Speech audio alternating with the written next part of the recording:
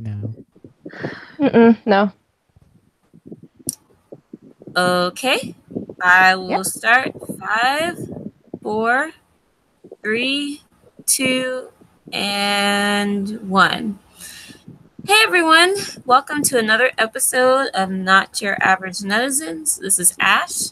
Thank you for joining us for another podcast. I've got 4 lovely people here with me today. I've got Jay, Hey, what's up, everyone? I have Nat, Hey. and last but not least, I have Jimin. Hi, guys. And today we're going to talk about a bunch of K-pop news, things that's been happening. We'll try not to go on for 2 hours. I can't promise that. But any interesting news or anything you guys want to bring up before we start going into our planned topics? If not, I'll dive right in. Okay. Well, I'll dive right in with our first topic here. I've had lots of upset K-pop friends message me about this. So apparently, it came about this week that Taekyeon of 2PM decided to sign with a company called 51K. And when this first came out, people were like, going crazy. They were like, what is the meaning of this? He's signing with another company. But apparently he said that they will try to continue to work with JYP so that he can continue to work with them. Chen Sung did an interview recently about Taekyeon's exclusive contract with 51K, and he said that they've talked about this before he listed in the military. They all had a conversation about it, and they said that they all respect his decision because they didn't want to force the renewal of their contract.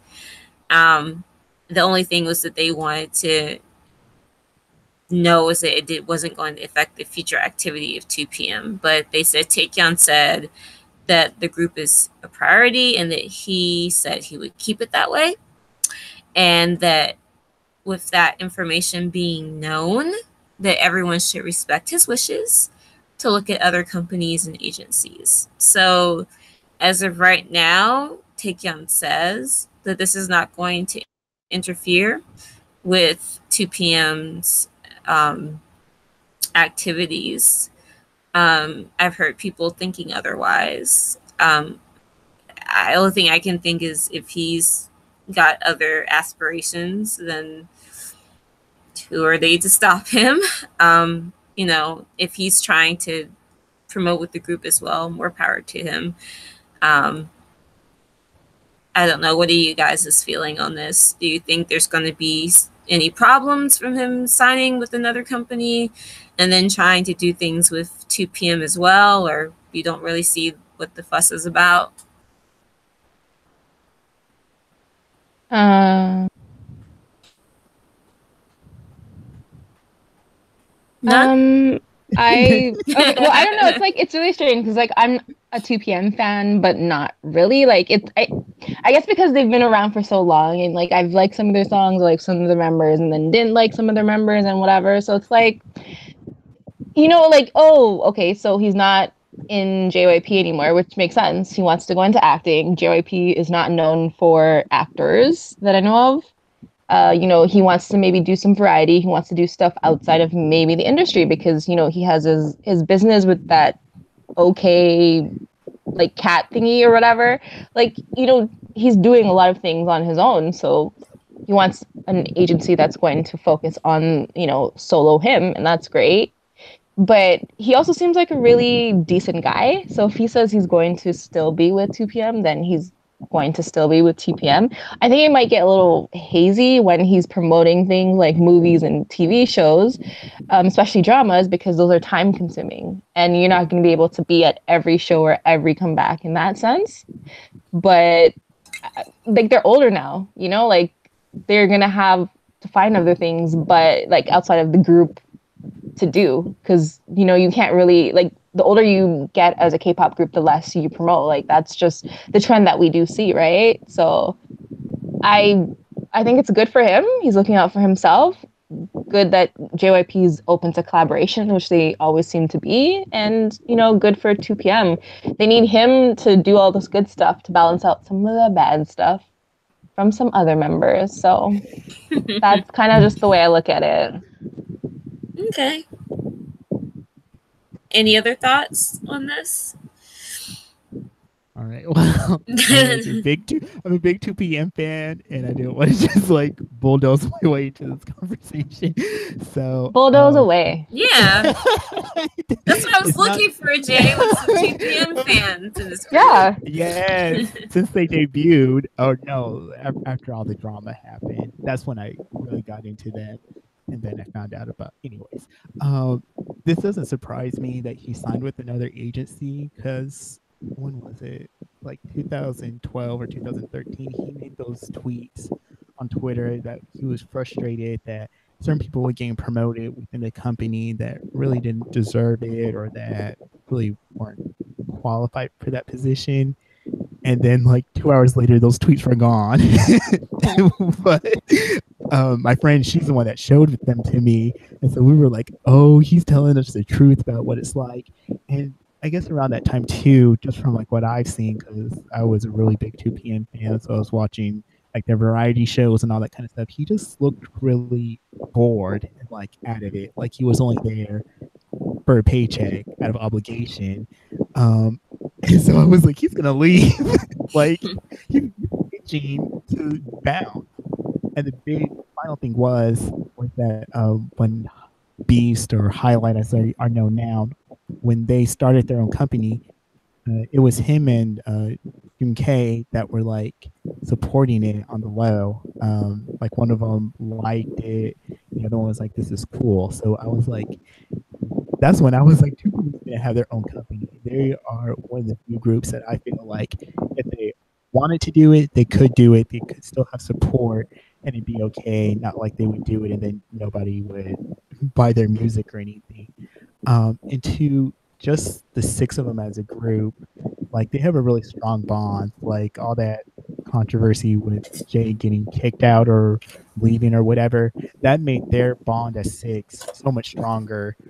And this might be a little stand moment, but there have like been pictures of him like after concerts or like during stages where they just like do like a group hug, and it's like they yeah, keeps dropping. It's just like it's just like that's their bond. Like they're really there for each other. They're always supporting each other in any of their projects. Maybe not all of them can like go to go give their support, but they're always seeing those food trucks and things like that. So even though he's not in JYP with the other members, I don't think like him being in his own company is gonna like mess things up. I mean, he could have just totally bounced and focused on acting. That's where he seems where his other passion is anyways. He really wasn't in the group to be a singer or anything. I think he was one of the first members cut when they were doing their whole survival show, whatever. Him and Chan Sung were the first two cut. I don't know how Chan Sung came back, and I don't know how he came back either. I guess something happened. But he just has other interests, and I don't think that's going to interfere with the group. And he did promise that he would come back to America and tour. So I'm holding him to that because he said that to my face, relatively, in the concert venue.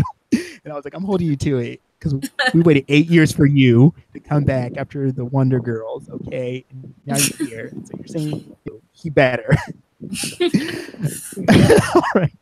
All right, that's all I got to say. Okay. Well, it's good to hear it straight from a 2PM fan. What? And yeah. But yeah, I mean, that's interesting because I'm not a 2 p.m. stand, but I've always got that impression from them too, is that they do seem fairly tight, and that if they really wanted to like kind of do things on their own, that they have enough of a bond that they could if they wanted to, you know. One thing I will say about JYP Entertainment is that they do seem like the type of company, not this saying this without saying that I think that they're better or anything, but they do seem like they try to give their artists some, you know, leeway as far as, you know, if they want to go off and do their own thing, or they don't seem like they traffic much in like slave contracts and that sort of thing. You know, most of JYP's older artists have been able to like leave and pursue other activities and sign with other companies and still have a good relationship with JYP the man and the company as well. So you know, even if for some reason there's a conflict, I don't see it. I feel like I don't see it really. You know, if they want to perform together, I feel like that regardless, they'll find a way to do it. So that's how I feel. Okay, if there's no other opinions on the topic, let's move on to our next one. CL. So CL has been fairly busy on social media, or she was earlier in the month. So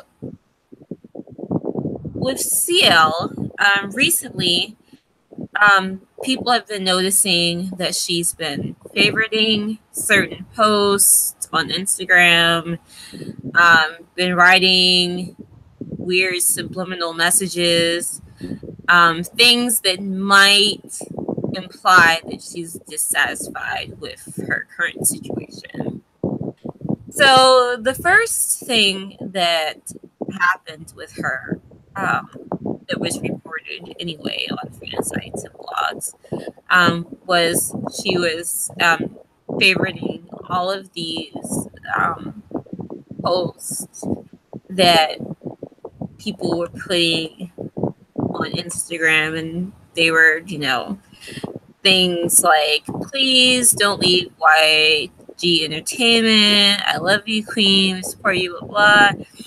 And then she responded, you know, I love you guys back forever. And then she posted a picture of a cat that was wearing this like weird little hat. Kind of looks like a pirate hat in the picture, but I think it's just a hat. And the hat says boss in Korean, and there's other messages written on the cat in white. It's the picture is black and white, and then there's messages written on the cat, of course, in Korean, and also in white, and so that you can, it's kind of hard to see, but they say, you're ridiculous or you're funny. Do it or do whatever, and do whatever you want. People kind of interpreted that as a slight against YG. And then kind of the last thing that happened was CL basically left comments on YG's Instagram asking her to text her back. So around this time, there were people that posted comments saying, leave YG, you deserve better. And you know, get away while you can, baby girl. And she liked all of these comments that were basically like supporting her and saying leave and go. And then this one fan sent her a message saying, don't leave YG, and then a crying emoji. And then CL sent back a message saying, you, the letter capital U, you stay. And then someone else sent her a message that she liked saying, bring Lehigh with you too. And she liked that message. But yeah, between her liking all of these messages saying for her to leave YG, asking for a text back from YG, she sent him a message saying to text her, saying, what about me? I mean, and that in combination with the fact that she's been talking about this supposed English album forever. And apparently, the last thing that I saw online was that people had asked her American manager Scooter Braun, who manages Justin Bieber and Ariana Grande, and basically he said something to the basically saying that he has tried doing as much as he could, but it was basically down to the fact that YG was blocking a lot of things that he was trying to do. So he was kind of being held back from what he could do. Between that and the messages on social media, people are kind of the impression that CL is done with this and is very frustrated, and she's not really getting fair compensation for sticking it out at the company when Bomb and Minzy both left. You know, what are we thinking about this? YG sucks. That'll be the first thing I'm going to say, because YG is a total asshat, and I absolutely don't like that guy. Like, I was reading some tweets about this, and somebody was like, how CL had re-signed with the intention of doing comebacks and with the intention of doing all these, like, you know, solo stuff, and like YG just keeps blocking her, like he's blocking Lehigh. Like, if you're not pretty, he doesn't care about you. He doesn't he doesn't, like, if you're a girl, I'm not talking about the guys, but if you're a girl, if you're not pretty, he's not going to care about you. That's why Dara will always have work. Dara will always have things to do. Dara will always be like I mean, I love Dara, but the girl can't sing. I mean, like, exactly. Like, Funny you say was, that, because to be fair, Dara supposedly has said that she wants to release music too, but she hasn't been given the go ahead to do that. Now, this may be because she lacks in singing ability, to put it nicely. But yeah, so to be fair, she's not exactly getting what she wants either. But I see where you're going, and keep going. Yeah, so it's just like, okay, at YG, there's a whole bunch of dudes doing a whole bunch of different things, whether it's solo or whether it's in a group. We had 21, where, you know, Bomb had some early success, and then, you know, CL and Minzy had like a little subunit, didn't really go anywhere. So CL did one like solo thing, which was like the baddest female, right? Like, and they were together for like 6-7 years. Every single member of Big Bang had a solo by then. They had multiple solos. You know, like, it's sort of, it's really frustrating, because I like Teddy's music. So, you know, when he drops stuff for Icon and Winner and like Sunmi and all this stuff, I like it. I like Blackpink's album. I listen to it. I go to the gym and I'm on the treadmill and I'm running for my life to, like, you know, Forever Young. Like, I love this music. I do. And so it really just like grinds my gears when I hear this stuff, because these are people who have dreams, you know, like, these are people that he scoops up when they're super young, and he promises them like all this stuff, and then like they do the work. CL has been putting in the work, so you can't even say that she doesn't deserve it. She has done all she can. I heard that she financed most of her solo tour in the States as well. Like, she is at her wit's end. She's not a disrespectful person, and she has done, like, I mean, when you think about all the scandals all the guys have gone through, CL is clean. So it's like, what more does she have to do to, get some freedom, get some respect, and just to be treated better? It's just really frustrating because you can tell she is like, she stuck it out. Minzy left, and that like was a huge blow to her because she's the leader and she was close to Minzy. And then Bomb had her drug thing, and like they're still tight, but like, her group is gone, and like there's Blackpink now, like, who, I mean, we've talked about Blackpink a lot on here, and so I'm not gonna get into that. Yeah.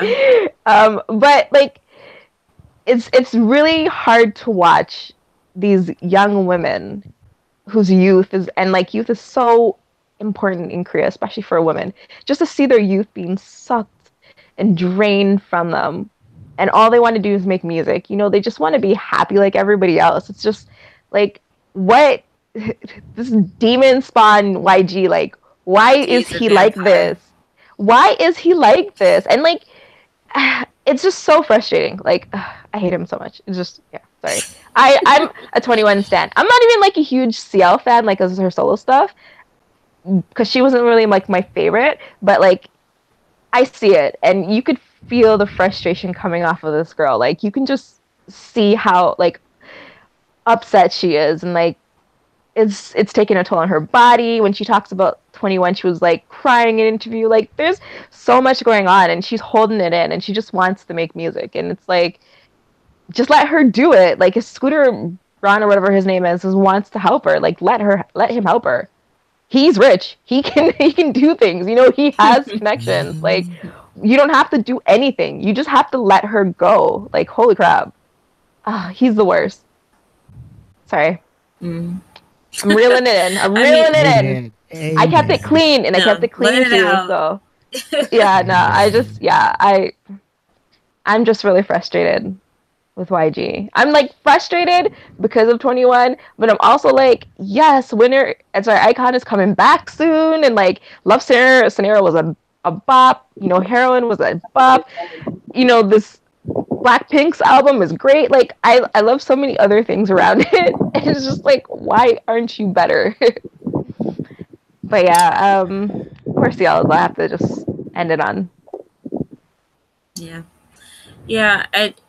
I will say, like, YG in general gets a lot of flack for, and rightly, for like how he is. And I think, people do remember the fact that of how he met his wife, and the fact that his wife was the member of a girl group that he sabotaged He tanked them that he could marry the girl that would become his wife. And we remember the fact that Blackpink, up until now, and the fact that they've been doing well now, they've got extended promotions and they've got a Japanese tour. But before that, they had been doing Jack Squad. And, we had Jenny, like, she had done a V-Live or a video or something where she was almost crying. And she was, talking about how bored she was. And they were watching Netflix in their dorm.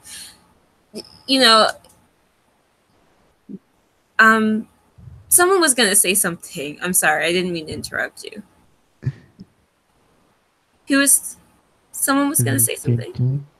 Jimin? Was it you? Jimin? No, not at all. Okay. I thought someone was saying something, and I was like, I cut someone off. No. I was just making some like agreement sound, so maybe that's what that was. Oh, okay. Yeah, maybe that's what that was. Okay. Sorry. Agreement sounds so like, when you say it out loud, you don't realize that that's what it is. It's agreement sound. Yeah. Yes. Yeah. Wow. It was like, no, she was saying something. It's great. Jay, I don't think I've ever heard you talk about YG. Do you have any opinion on it? Because for me, YG is not the company I would want to be in, boy or girl, because they spend half of their career in the basement doing nothing. Because Icon, and I was frustrated because I was like, at their debut, they were killing it. They were the hit group. They had #1 song, #1 album. Everybody was all into them. And then nothing happened.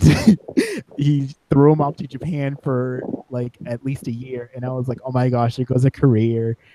They left right at their height. They're not, they're gonna come back, and nobody's gonna care about him. Sure enough, when they beat A and the other song, nobody cared. I was like, see, but I was like, but I still had hope. I was like, it's a few years later on down the road, but they still have that fire because everybody can pretend like their whole slayage when they first came out the gates didn't happen. I was like, but they still have that. They're still young. All of the like now, like on their music show performances, they like perform like it's a full blown concert. So maybe going to Japan, that's what they got. And they're the youngest group ever. Yeah, I think that's what Japanese people Dome tour. Yeah. So, and I mean, but that's like the thing is like, okay, they can have it. Then I was like, why not for Blackpink? People like want them to win too. They want to see them perform. They want to perform themselves. So why isn't it happening for them? I guess I wasn't aware about like the whole discrepancy between like Big Bang promoting all the time and 21 getting what they got, because I guess when 21 did come out, I was like, this is the ball. But now I see it. I'm like, okay, Big Bang was having all those comebacks, and then 21 was just kind of, giving the scraps. And again, too, I guess I wasn't aware, but like how YG was about like the whole like, well, if you're not pretty, then you're not going to promote. So I'm like, really, you have one of like the top girl groups in the country. Why aren't you capitalizing on that? Like girl groups in general, they don't have to go to the army, so that's like 2 years that you don't have to like work your whole schedule around like who's going in first and all this and that kind of mess. They can always perform. Really, I hope they're not grinding them to the bone like that. So girl groups have the advantage, and they can reach the public in a way that boy groups can't. And so like why a whole lot of these companies aren't really investing and capitalizing on it doesn't make sense to me. Or, though all the other girls left or they got kicked out and CL chose to stay, then why isn't she having access to the resources to succeed? I mean, she took a big risk coming to America for her English debut and it being all hyped up, and then here we are, what, 5 years later and nothing? Like, are you serious? I would want to leave too. I don't blame her. Like, she has like what, 2 singles, and that's kind of it. Like, I would be mad. I'd be like, let me go. But I guess they're ignoring her. She has to like send Instagram messages that everybody can see, like to text me. That's like, it's a reminder. She is in a contract also, so so she can't just leave. So she's decided to resign, and she's locked in that contract. There's not a whole lot she can do. Yeah, that is true. And I mean, I don't know. We don't know what that contract entails, or like exactly what was said on paper, and then like what she was told may have been 2 totally different things. And so maybe that's somewhat why she's, in the situation that she is now, because I guess they were promising her some things, but since it was on the paper, they were like, we really don't have to do it because it's not, for everybody to see legally documented. But I'm just like, really? And it's a strange thing too that Scott says that his hands are tied because he does have a lot of influence and he does have connections, because I know Ariana tried to, like, she cut her ties with him for a little bit, and then her career started to like I'm sorry, but her career started to fall apart at the seams, like literally, like you could see it happening. And then what? She was like, "Hey, Scott," and he swooped in and cleaned everything. I'm sorry, he swooped in and he cleaned everything up. So he does have a lot more power than I think people realize. But for even him to say that his hands are tied, it's like, really, what's going on? Like, that's like probably the most concerning thing to me about this is like, yes, her hands are tied because she signed a contract, renewed her contract with YG, but for like Scott to not be able to do something with all of his connections and powers. I'm like, what? So Yeah. I don't know. I really don't know. I hope something good comes out of this for CL to like whether they let her release her from her contract early or that she is given the things that I guess were said to her but weren't documented so that she can promote and do her music so we get an EP or something. So I mean, come on. like let's be real though, like with CL, like do you think she's done in Korea? Do you think that she can come back from this? Because she had one real solo outing with The Baddest Female, and then she had the 2 US tracks, and she had that interview talking about like Asian girls are basic, and like she got a lot of flack for that too, right? So I I mean mean, the I Korean feel public like. doesn't. Yeah. Oh, go ahead. No, I was just gonna say I don't think the Korean public is really looking for her. That was all I was gonna say. Yeah. I don't know. I mean, a whole lot of stranger things have happened. So, and That I is mean, true. I'm not in Korea, so I really can't really gauge how popular she is. Because I mean, even though it's been years now, that doesn't mean that she comes back and that her songs can go number. Like I really don't know exactly how popular she is with the Korean public. So I mean, yeah, she could go back there and flop, but who knows? Maybe it's like the second coming of I don't know. Like she just shoots up the charts. So I don't know. I really can't say. Well, it's interesting that you bring that up because considering us talking about CL and her chances of relevancy, we have another member of 2NE1 that is maybe making a comeback very soon. Park Bom. Reports have emerged that she has joined a new company called D Nation. D Nation is led by a producer called Scotty Kim and creative director Ray Yum. And Scotty Kim was actually a member of a producer group in the United States that worked on songs for singers like Kelly Clarkson and Teddy Riley. And he's a new burgeoning group. They want to do a boy group, a girl group, and manage actors and all of this. So they're new, but he's got some pedigree. And they signed Bomb, and there's word that she may have new music as soon as November, and that she may do overseas albums and et cetera, et cetera. So this was kind of a surprise, considering talking about CL and what her how popular she is among the public in Korea. I think personally with Bomb, we've seen how unpopular she is with a lot of Korean public, at least the ones that comment on the internet, at least. She's gotten a lot of flack for her whole drug scandal, which we talked about on here. Her smuggling antidepressants and such. But she received a lot of flack for it. And it's in some way it's a good thing to hear that she still is determined to make music and is determined enough to sign with the agency and release something and go out into the public regardless of what they say. I'm happy for her. I just hope that it's not people are not too vicious. She's so much of a scapegoat. I mean, people put her on the same level of, there are people in YG that have been caught with various drugs, but I wouldn't put Park Bom on the same level as them as far as that's concerned. I mean, she did break the law, but I mean, it wasn't.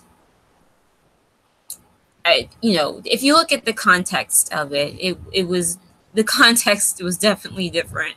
I think and for different reasons, people in Korea don't seem to make that distinction like we would here. in North America. So, but that being said, I always felt like Bomb, she released a couple of singles when she was in 2NE1 and they did really well. And she always had potential as a solo singer. And, I hope that, she still has that opportunity. Any thoughts on Bomb? I love Bum. I wish her all the best. I think she has to clean up her vocals a lot though, if she wants to come back as a solo artist. Because by the end of 21, no, I mean like let's be real, like by the end of 21, Minzy was the strongest singer in that group. She was. And Park Bom, like I don't know what happened in like the last couple of years, but her vocals just sort of fell off. And I mean, she's always had like a really unique style of singing. So I mean, it's not like, perfect or like I guess what we would consider to be like sort of clean in the same way because of the style that she uses, like a very distinctive style. But like I don't know what it was. She did like the song with Lehigh. I think it was like All I Want for Christmas Is You, but it was like this weird remix version or whatever. And she sounded really bad in it. And I was just so surprised to see it and like to hear it. So, I mean, I will support her regardless, but obviously I want it to sound good. Because I think that you need to make that, if you're coming back and you're like from this legendary group and you had all this drama, you at least want to have a steady sort of footprint standing and like at least say like, okay, well my skills are still here, my song is banging, like you can not like me all you want, but you're still gonna stream it, so that's the way that I kind of look at it. I adore Bomb, and I mean, on one hand she broke the law regardless of like the context of it. Like the law is a law, but also like from what I can tell, like as an outsider to the stuff that goes on in Korea, like they're really hard on drugs, soft on like pedophiles and like abusers. So I'm just like, you can keep it, because I'd rather like support somebody like her who did break the law for antidepressants that she needed because her country doesn't accept or acknowledge mental health as an issue. But like that's another discussion for another day. So I just want to say that I love Park Bom. Hopefully somebody links us to her and she hears us talking about her. And I love you, Park Bom, and I wish you all the best. Keep your head up. So that's all I got to say on that. I agree that she needs to come back swinging. Like she can't slack off. Like she needs to be like literally 300 on whatever she's working on. Like she needs to come out the gate swinging, because if not, they probably are gonna tear her to shreds even more, or like as much as they can. And yeah, so I mean, I really want her to come back and just really prove everybody wrong. I guess I want a good comeback from her, just from where she's at right now. It's like a whole clean slate. Maybe not be like how it happened, may not be on good terms, but this is a complete redo for her. So come back strong, please. Oh, yeah. Hopefully, I'm thinking it'll be a Sunmi situation. Obviously, with Sunmi joining her company, which was a pretty new company, and her being, I don't know if she's the only person there. If she's not, there's not very many other people with that company. So they are funneling like all of their resources practically into her, and she gets all of the attention, which turns out very well for Sunmi because their focus, her well-being is directly connected to how well the company does. So of course they're going to do the best that they can for her. So hopefully with Park Bom, her doing something similar, getting together with this fairly new company, her being the most high profile person there, will correlate into a similar situation where they'll put in all of their efforts into making her look as good as possible, having a good vocal coach, and making sure that she comes off really good in the media, all of that good stuff. So yes, I'm with Nat, I hope that, I'm rooting for her, so I hope things go well for Park Bom. BAP. BAP is currently kind of looking at an uncertain future as far as things with their entertainment company is concerned. Their current contract situation is kind of iffy. They recently finished their live limited tour, and they all had very emotional things to say. And basically, and kind of summed up by what Him Chan said, for example. Him Chan said, about their contracts. Actually, all 6 of us have contracts that end at different dates. That's where we are. And in a way, this might be the last concert we do together. And I wasn't sure if I should say this today, and I was thinking of not saying it. We still have time left on our contracts, so you might be able to see us on stage again, but we think this will be our last concert as 6. So that was kind of the general feeling with everyone, very emotional. It's not really been said out loud yet if anything, what's happening, if anything, but there has been rumors going around fueled by social media about different things concerning their company, TS Entertainment. An account on Twitter called Give Me Money TS from @TSGive was actually posting things accusing the company of not paying employees since January. So BTS may be in the situation where they're not even getting paid. So, like I said, this may not be a legit employee, but TSC's founder and CEO, Kim Tae-sung, passed away in January. The company has a history of disputes over money with their artist.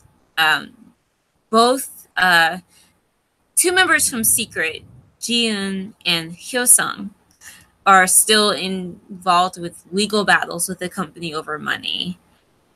So unfortunately, this is kind of likely. Do we have any BAP fans here, or anyone that's been following this as far as what their future is with the company? I mean, I'm pretty new to BAP myself, but I have been following this very loosely because, they do have some great music. Their fans are very, very, they have a very decent following, I think, and a very loyal following. And honestly, it makes sense if their future together is not a future together. That makes sense. Not saying that that's what I want or what anyone should want, but I feel like that's definitely what is being hinted at. And after all the struggles they've had with their company that I know of, I can see them even wanting to break away from the company, whether or not that means going to another company and, all of them together in some way, or maybe breaking off and doing solo activities. I don't know, but the future does not look bright in terms of them being able to maybe re-sign, especially since what's really weird is like all of their contracts are ending at different times. I don't know how common that is with most groups, but that's really odd. And honestly, really, if they did, if it ended up being the case where none of them stayed with TS and they did something else, honestly, I feel like it would be better because of the history they have with their company. And it sounds realistic that their company is not really paying people what they deserve to be paid. And so to me, it could be better for them that TS is no longer a part of their future in that case. Okay. Any other thoughts? Bang Yinguk is super fun. And I'm not like super into BAP. I like some of their songs. I think they're lovely. I actually know more about this from the Secret standpoint because I'm a Secret fan. And you know that Hyosung and Jun have both filed to nullify their contracts with TS because they haven't been paid in like years, apparently. And also TS Entertainment also like subcontracted their contracts to other companies. It was like some shady, messed up shit going on there. And so I think the courts just ruled for Song Jian. I'm not sure about Hyung Sung at this time, like what's going on. I think she's still in court. So it looks like the whole company is sort of like coming up in flames, just poorly managed. Apparently, though, like the top dogs, like whoever's running it now, they're spending money like crazy. So they still like are they're still like acting like I guess nothing's wrong. You know, like those people who's like, you know, that meme where like that dog sing in the room and everything's on fire and he's drinking coffee and he's like, it's fine. Yeah. That's what it sounds like is going on there. But I think it's hard because they're an older group. I wasn't into them in the beginning of their career when I heard that they were like on par with like the top rising stars. I only see now that, you know, like they're still touring and stuff. Great, which is great because that's where you make the money. But it doesn't look like their popularity in Korea is as good as it's not like where Beast is, where Beast, you know, like is able to still like sort of make a lot of money like in sales and touring and all this other extra stuff. So I don't know how they would survive on their own.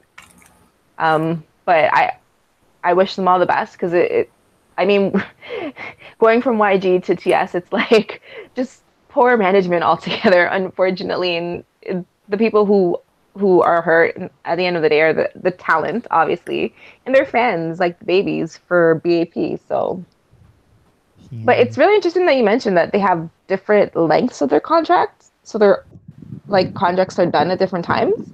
Yeah, I can explain that. I can explain okay. that Good. A little bit. BAP is another group that I seen from the beginning up until a certain point where I kind of fell off my interest with them wane. So this is just like I'm flabbergasted, really. That like I guess that they're being so forward about this like really being the almost like this could be the end because most times when it is groups are normally silent or they don't really acknowledge it. They just like wait for it to happen and then like 3 years later they're like, oh, we disbanded. So for them to be like this might be the end, it's really shocking. I know I'm always like the girl groups are always suffering and you know it's time for some of the boy groups to like disband, but BAP wasn't in that. I wasn't wishing it like really on somebody on them because I feel like they went through so much and then the first time when they weren't getting paid, they were like, we don't care if we don't get money. We just want to know where our money is going to. And that they did stay group.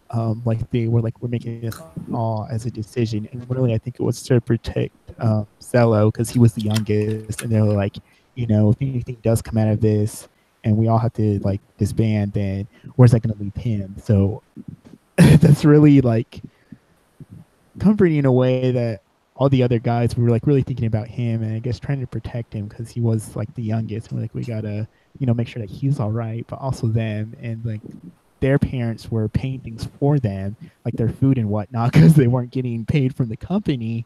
So the thing about the contracts is that they may all have started training at like a different time. So or they may have just different length periods So like whoever, like if Jungkook was the first one signed, and then his contract was 7 years, then of course like if it was like 2007, and then his contract ended in 2014. Okay, then his contract's over with unless he chooses to renew or add an extension, and then whoever comes in after him, like 2009, then their contract would end in 2016. So you can see like Youngoo could like go off and do whatever for 2 years, in 2014, but whoever signed after him in 2009, they couldn't do anything until 2016. Um, Sometimes that's how it works out with some groups. Other times they sign everybody all together or like in the same month, so they like all renew in the same month. I want to say that's how it was for Miss A and like some of the 2 p.m. members, but it's different for each company and each group. So that's like why it's not really consistent. Like the contract ends for all of us on this date. I really don't think that's good business, in my opinion, because then you have situations like where some people can leave before others, and just creates a big old mess. Um, I just don't know. TS just, I don't know. Yeah, I That didn't was really. realize. Oh, I'm sorry. No, I was just gonna say it's really interesting. Like Jay, you mentioned the point of them being so forthcoming, which is kind of rare.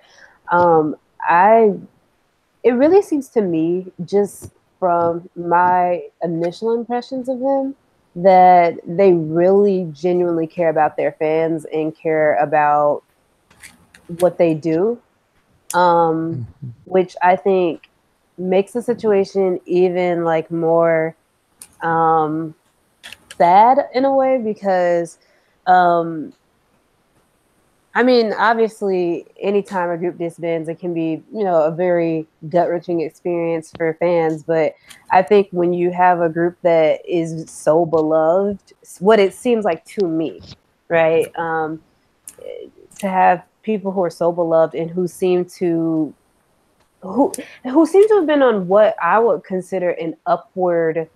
They were rising pretty well until that first Yes. big scandal. I think that Yes. that really, makes me as someone who is trying to get into them more, it really makes me want to see where they could go in the future, given that they were doing so well. And then that scandal happened and all of that. And now we're here. So Yeah. It's it literally killed any momentum that they had because they went on tour right before they were like, what's going on with their money.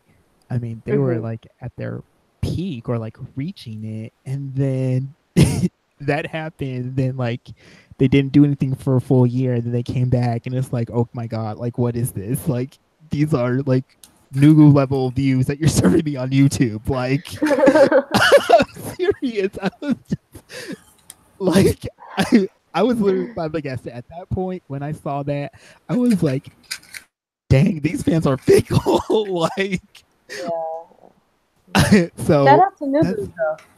All of our Nugus yeah. out there. I mean, nothing against them, but for a group like that before Yeah. that point had so much popularity and like all like it was shocking, and like they never. And I thought they were gonna recover from it because I was like, their fans are like so loyal. They're like almost everywhere you turn to on like social media, and then like they didn't recover from it, and I'm just like, Yeah, because if you look at, groups that debuted around the same time, not the same year necessarily, but around the same time who've had like major, like these types of scandals, the one that immediately comes to mind is like EXO and like literally, a third of the team leaving.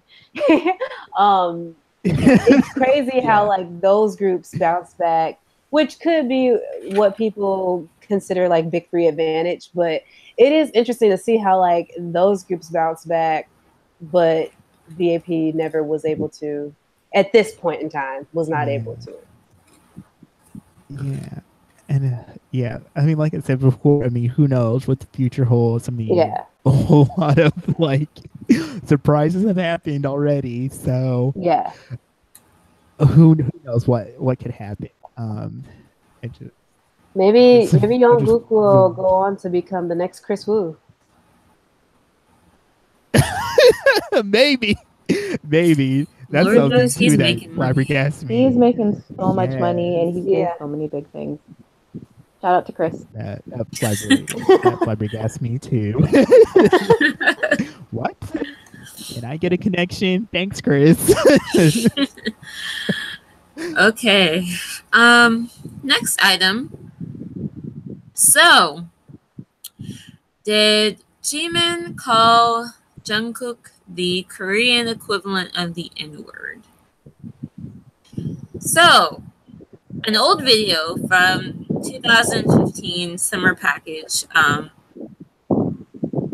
kind of became the topic of major discussion between K-pop fans because recently, because in the beginning of the video, Jimin calls Jungkook a komdungi, which can have two meanings, but it is a racist insult when used against a black person. Now, of course, people were of two different minds of this when confronted, obviously. Some people argued that this could have a different meaning. It just refers to dark skin. Other people said, no, this is directly calling people the N-word. So there are two different things that you can look at this as.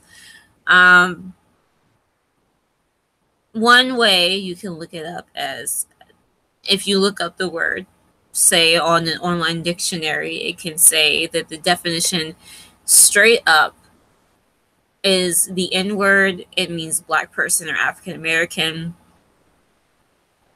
It has extremely critical racial discrimination issue. And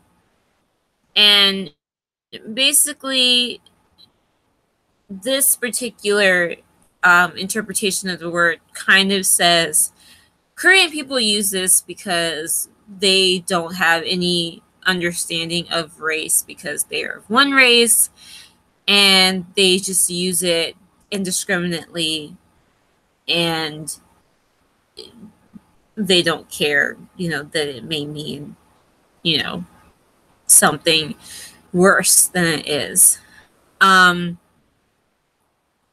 Now, the National Institute of the Korean Language, which is a department affiliated with the Korean Ministry of Culture, this is how they define the term. So this is what they say. There are cases when the term komdungi is used as a derogatory term. But since it's also a term that defines a person with dark skin tone or a black puppy in a cute way, is required for one to judge its meaning based on the intention and context of the expression. If komdungi is used as a term to define a person with a dark skin tone, and this is in brackets, dark skin tone here is in no way related to the race of black people. Rather, it means dark and or dark skin tone. Then you can use the word. That is kind of the other kind of interpretation of this word. So basically the main two meanings is, one is it being a derogatory term, and the other defining it as a noun, a descriptive term that is meaning black or dark. Now, concerning the situation, there is documentation that BTS has made colorist comments before. I know and I understand that other groups have also made colorist comments. You can go less than a foot in any direction and hit a K-pop group that has made a colorist comment. It is something that is just in Korea. It is just something that's taken lightly, and people say it without even thinking. That is just something that is inherent within the culture. But it does have a negative connotation, however, by saying this to someone. It's not saying you're dark and you're pretty. No, it's saying you're dark and, That's not desired or not a good thing. Yes, it's not a good thing. And obviously, many Black fans were hurt by this, and I saw a lot of people trying to sweep this under the rug. So since I know there are some people that are kind of itching to talk about this, I will open this to the floor. Yeah, so I I really, really like Jimin. He's definitely someone who, in BTS, if I'm just speaking on like talent alone, I really like what he brings to the group. And I in terms of the image that he has, the sort of persona, obviously we don't know these people, so we don't know how they are, but the persona that he has, a fun persona, it's a fun image. Not the person I was expecting to hear news like this about. Not to say that I expected more from any other member of the group or anything like that. Just I don't know. Jimin was not the person I was expecting to hear this about, but I think in this particular situation, I saw a lot of things going on, a lot of fans reading it one way or another, and due to my own studies with Korean and my own interactions with Korean people, and just being immersed in sort of Korean culture, um, I find it really hard to believe that he meant it in a way that wasn't meant as a derogatory way. Now, I'm not saying that I think he was calling Jungkook the N word. I think that that interpretation, I understand where it comes from, but I think that requires for Korean people to actually have some sort of a history with the N word in a way, for that word to translate that way. I do think in many connotations it does, especially directed towards Black people.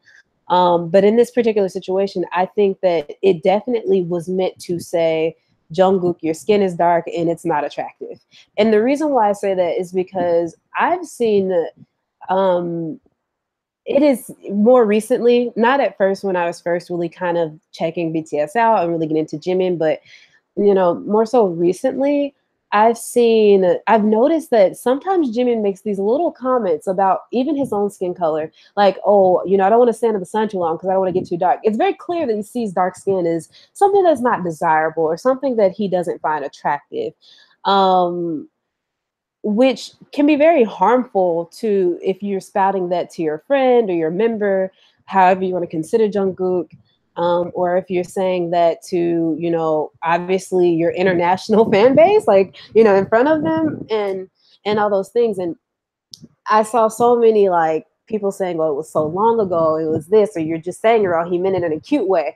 There's really no way to mean this in a cute way, right? It doesn't. It's meant in a teasing way. Now, whether or not you consider it racist, I think there's some sort of argument for that. It's definitely colorist. I definitely think it was wrong. I think that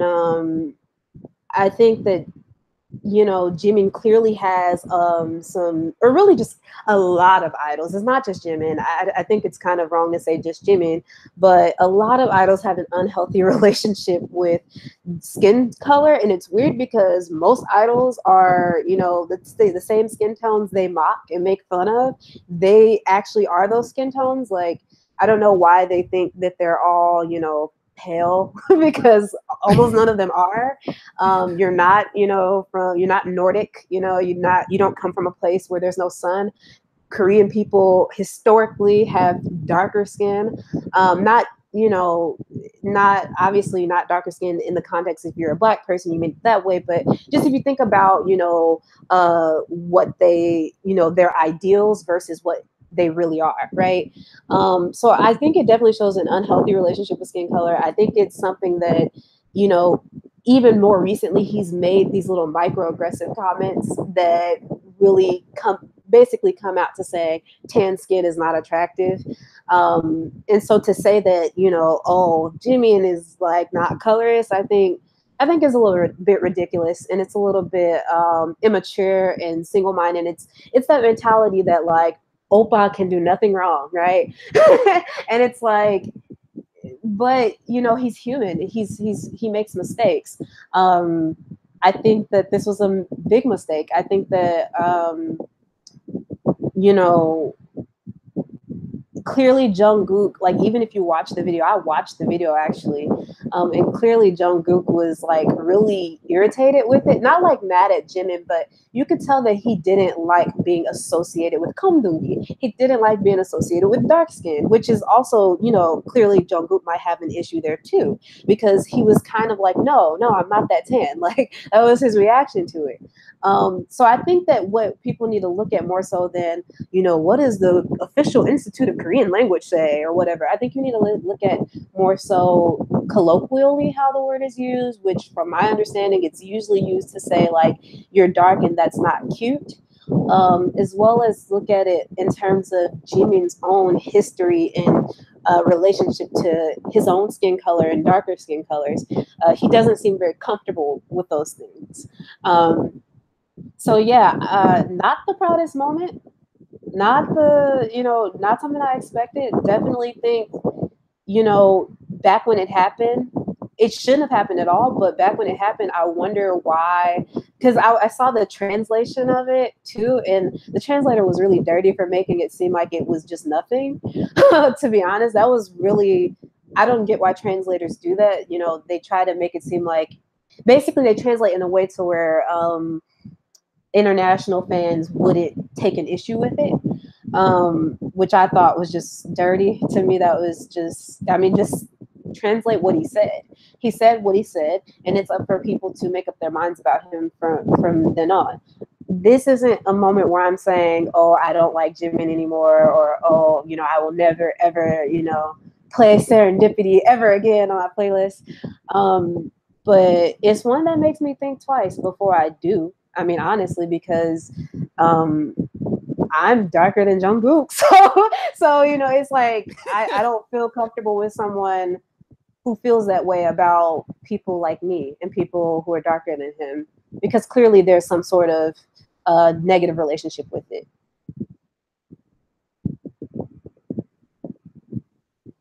Yeah, that's what I can think of. Okay. Jay? You take all that tea in, just Are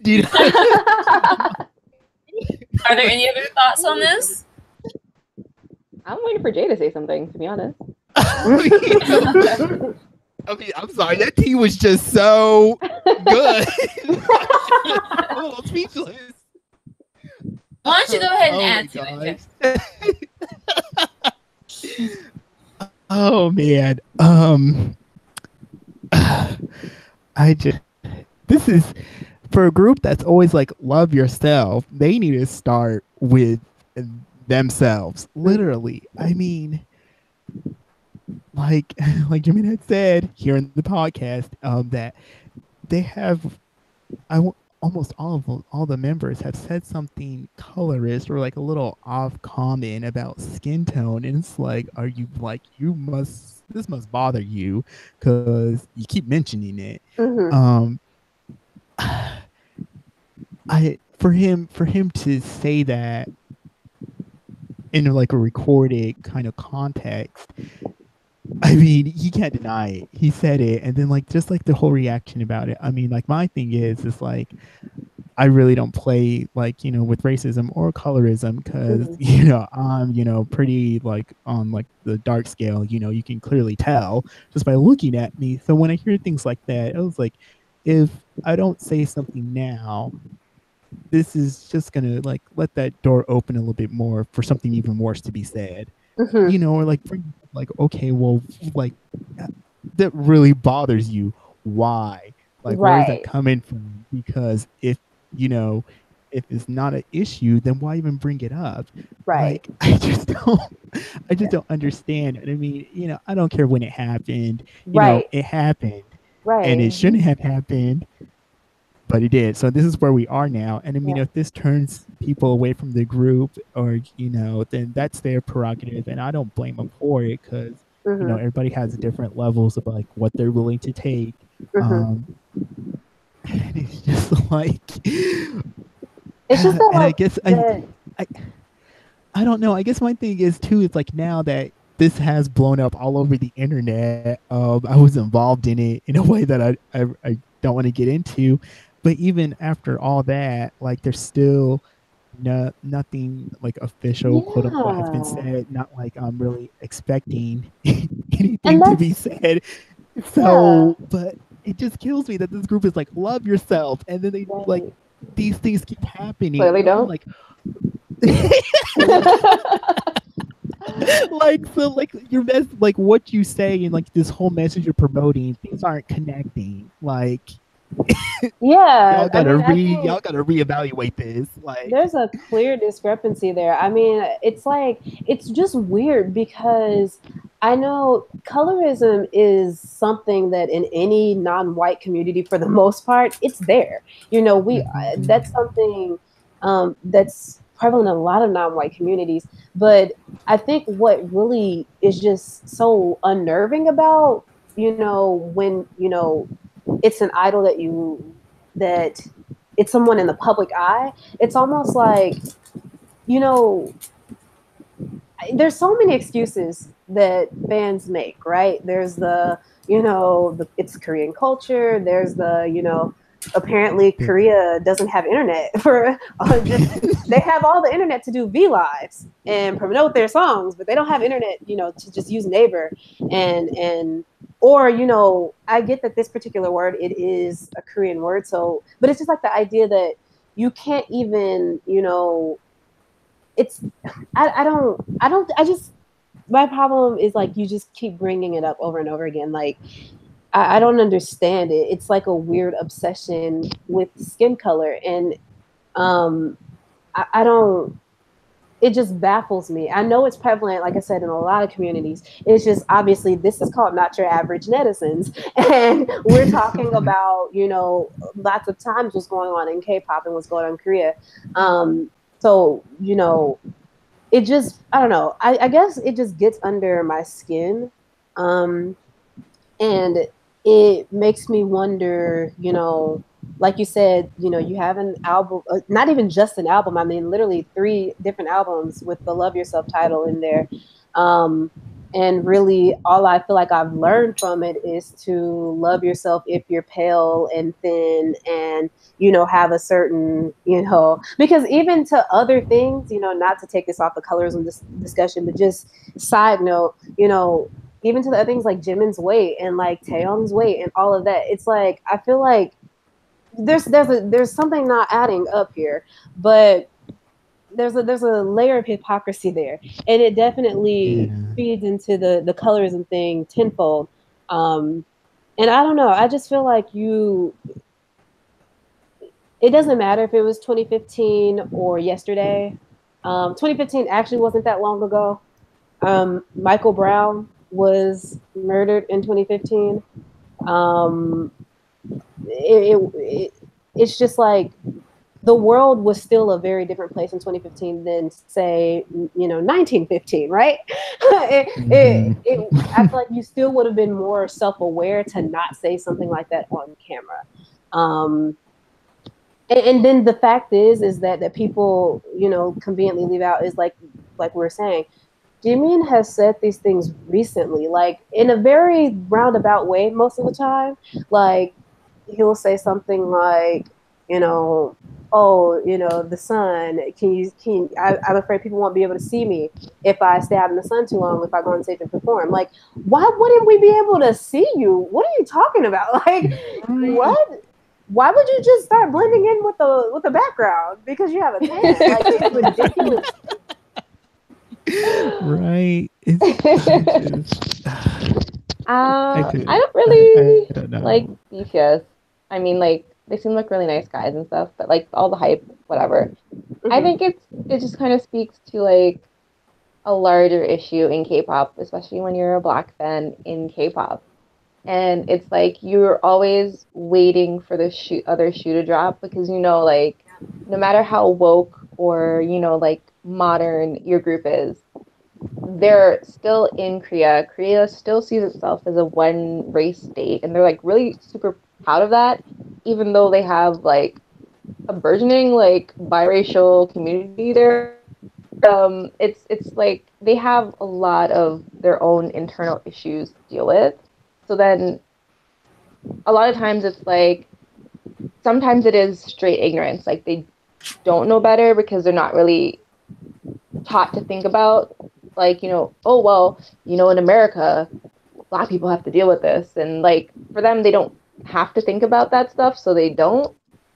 And I guess that type of behavior then is normalized in Korea, like with the whole like pale skin is in, dark skin is out. So I made my choice with K-pop a couple years ago where I was like, look, I'm not going to find a group or like an idol that's not going to colorist, stuff.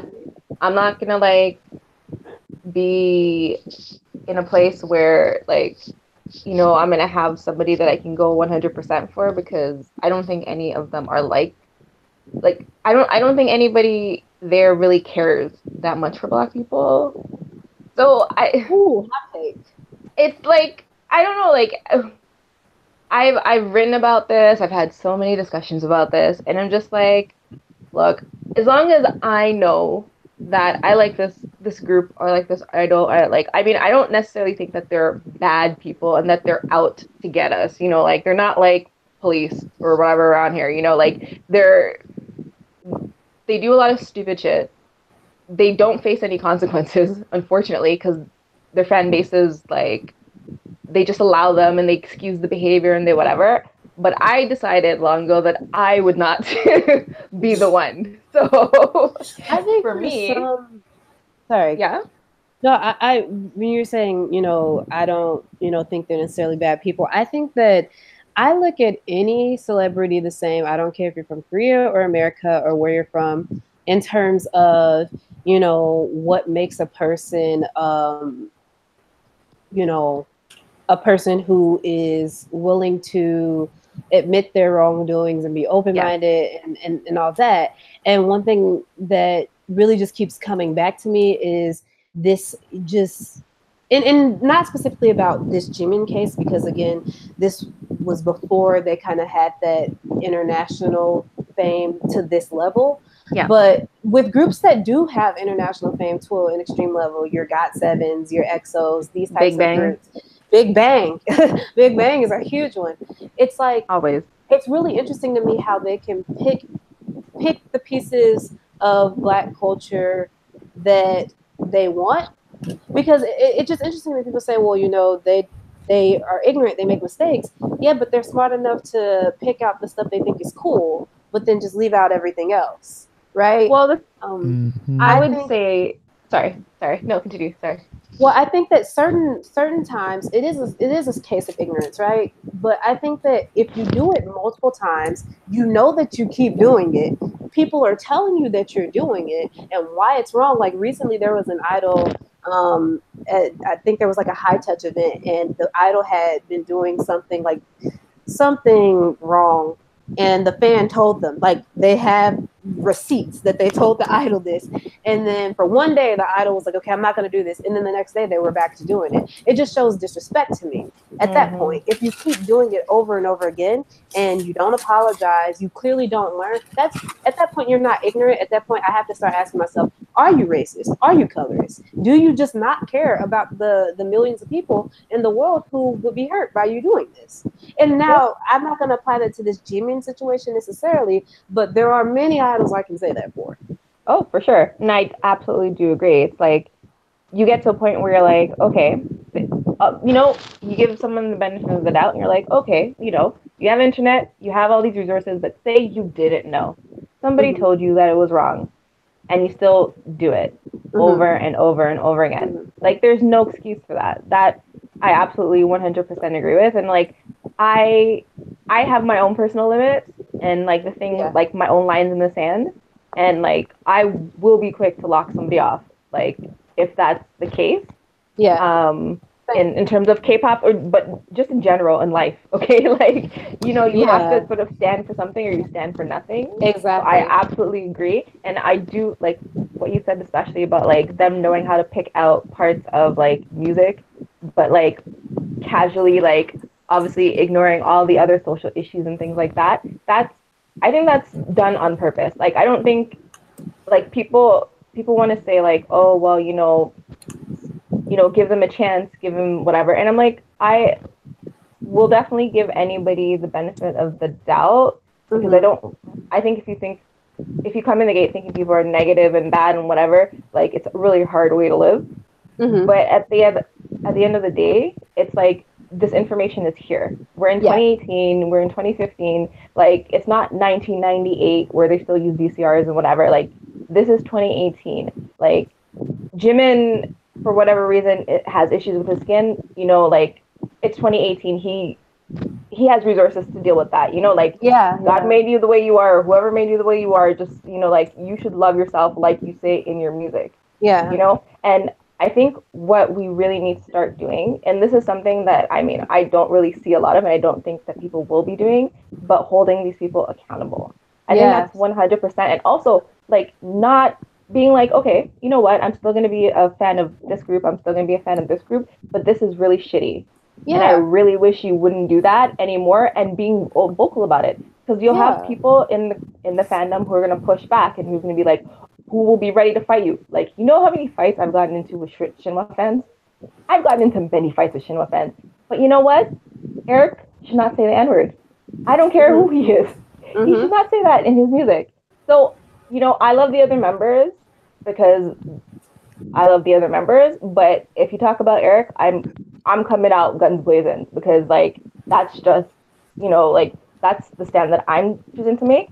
I don't necessarily see a lot of K-pop fans do that, for their groups. Like, they're really, really easy, like, really quick to, like, sort of brush the stuff under the rug. Yeah. And like, if Jackson Wang wants to come out with braids, everybody's upset and angry.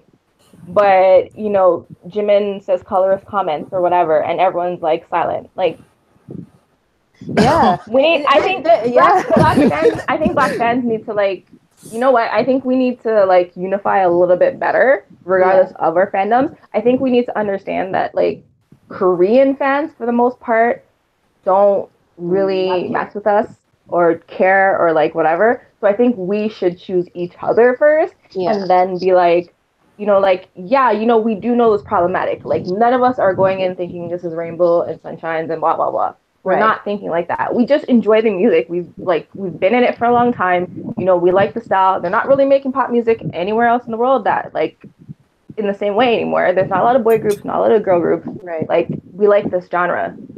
And let's kind of just get over our own individual, like, fandom crap and be like, okay, well, we're going to be black fans first, and then the K-pop part comes second. And I think that will be honestly, like I don't see it happening ever, but I feel like that will be one of the That will best be experiences that we could possibly have.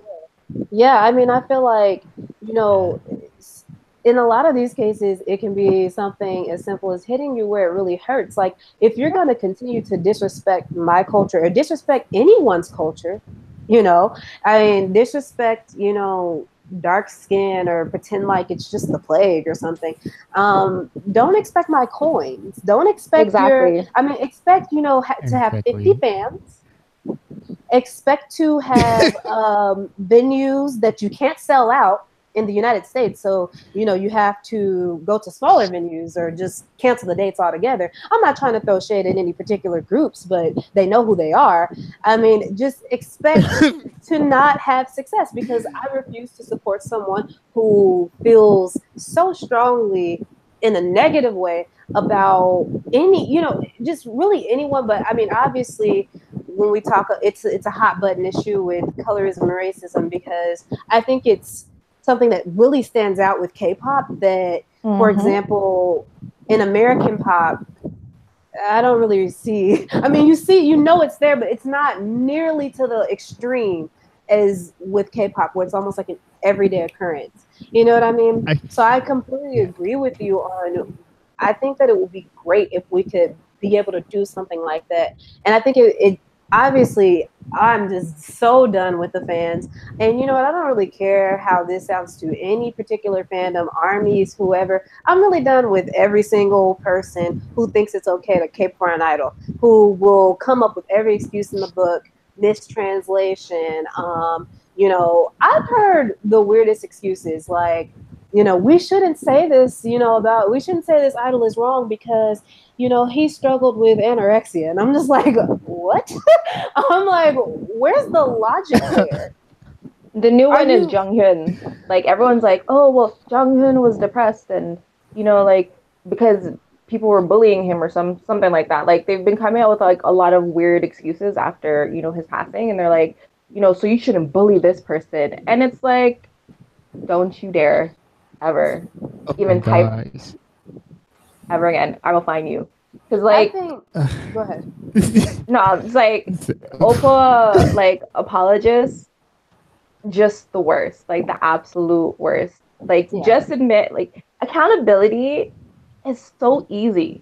It's not the end of the world if you say, like, yes, you screwed up. Yes, I could do better. Like, Right. that makes you human. And I just really want to see these idols, especially older generation idols who Yeah, have yeah. done the most, sort of like step in and be like, you know what? I was wrong. I shouldn't have done this. I apologize.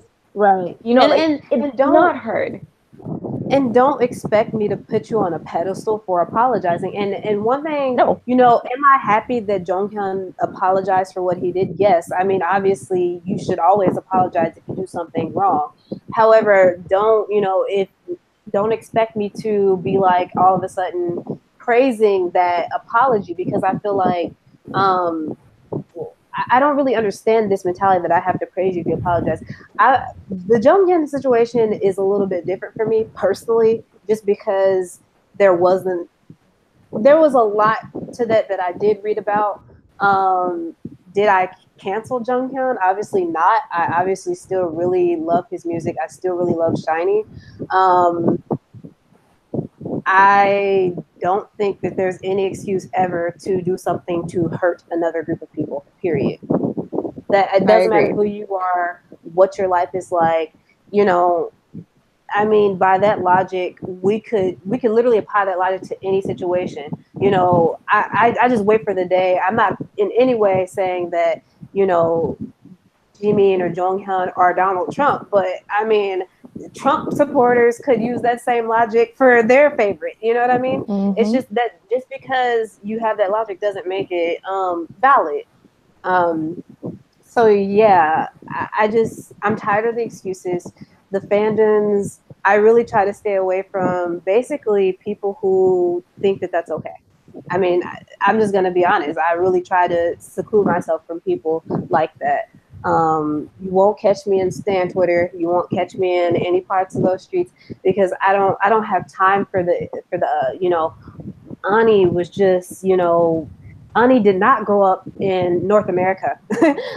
Ani has been living in Korea for her entire life, and she just has never met another Black person, or she's never, interacted with anyone to know that all Black women should not be stereotyped as, ghetto hood rats, right? Like, or to know that ghetto doesn't actually have to be a bad thing. Sorry, I'm on a tangent, but I am talking about someone very specific, but Yeah. I mean, No, poor you. it's rough. Hear you. Yeah. It You don't have is- yeah, it can be rough being a person of color and a K-pop fan, but Yes. I think the best thing is to have some perspective, which I think everyone here seems to have, which is good. You don't want to get into the sunken place. So. No. And so many people are in the sunken place. Like, it's so strange. Right. Like, I Right. only get my, like, I have like 4 mutuals into K-pop on my Twitter, and I'm just like, this is all I need. Because we throw shade when we need to, but we still enjoy the same stuff. And that's all it is. I don't know. People are weird.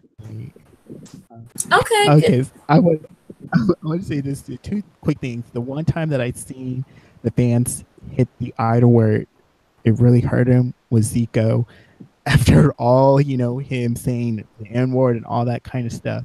I forgot the exact thing that he said, but he said something homophobic. Yep. And let me tell you, them white K-pop fans, they Oh, for came sure. for him. I'm telling yeah. you, within 2 days, he had an apology written, like the whole 9 yards, saying like, I'm sorry. He never said it again. I was like, oh my gosh. I was like, look, it can't happen. But he pissed off the wrong people that day that actually did do something. Because all that other stuff, them white fans, they were quiet. Not a peep. Not a peep. But the second he said that homophobic thing, they were on him. On him. And he never said anything. I was like, so it is possible. But they had to piss off the right, the right kind of fan, quote unquote. And the second thing too about like why a lot of issues in K-pop related to colorism and race are so hot button issues, specifically for Black fans, is because that's the stuff that we hear in our daily lives. Like literally, like I don't even need to. I live in a wannabe southern state. I can literally go maybe an hour without me hearing something off comment racism or something. Just like I don't have to go that far to like get that experience of being like looked at like I'm not human just because I'm Black. Like so sometimes I don't need that in my entertainment. Right. So I mean, like when I come into like when I look at, I just sort of stay in my own little corner. That's probably why I stay like look at the news, because I was like, nobody's really checking for this group. I can just watch the video and be done with it. Like some of the like more well-known groups and stuff like that, I can have to like gear myself up. Like you can't go in the comments in here. Yeah. We might see something that's really going to try and hurt our spirit. And I really don't talk about that too, like out in public or like with anybody, because I don't know how that other person's going to be like. Are they like okay with so and so saying this racist thing, or just any kind of like oh guys can do this, girls can't do that kind of thing, and I'm just like really I gotta let you go. I can't have that kind of energy in my life. My plate's already full. What's like really funny about you mentioning the Zico situation is that I saw the other day like a Wendy stand was like, the Queen supports the LGBT community. Clearly she's not racist. And I was like, what? Oh, let me tell you how I responded to that tweet. And then I responded to my friend responding to that tweet. Believe it. Every time I saw it on my TL, I responded to it. Because I was just like, no. Oh my God. You will not today. Not right. today. And Wendy is... That's another... Wendy's from North America. She should Yeah. absolutely know better. Yeah.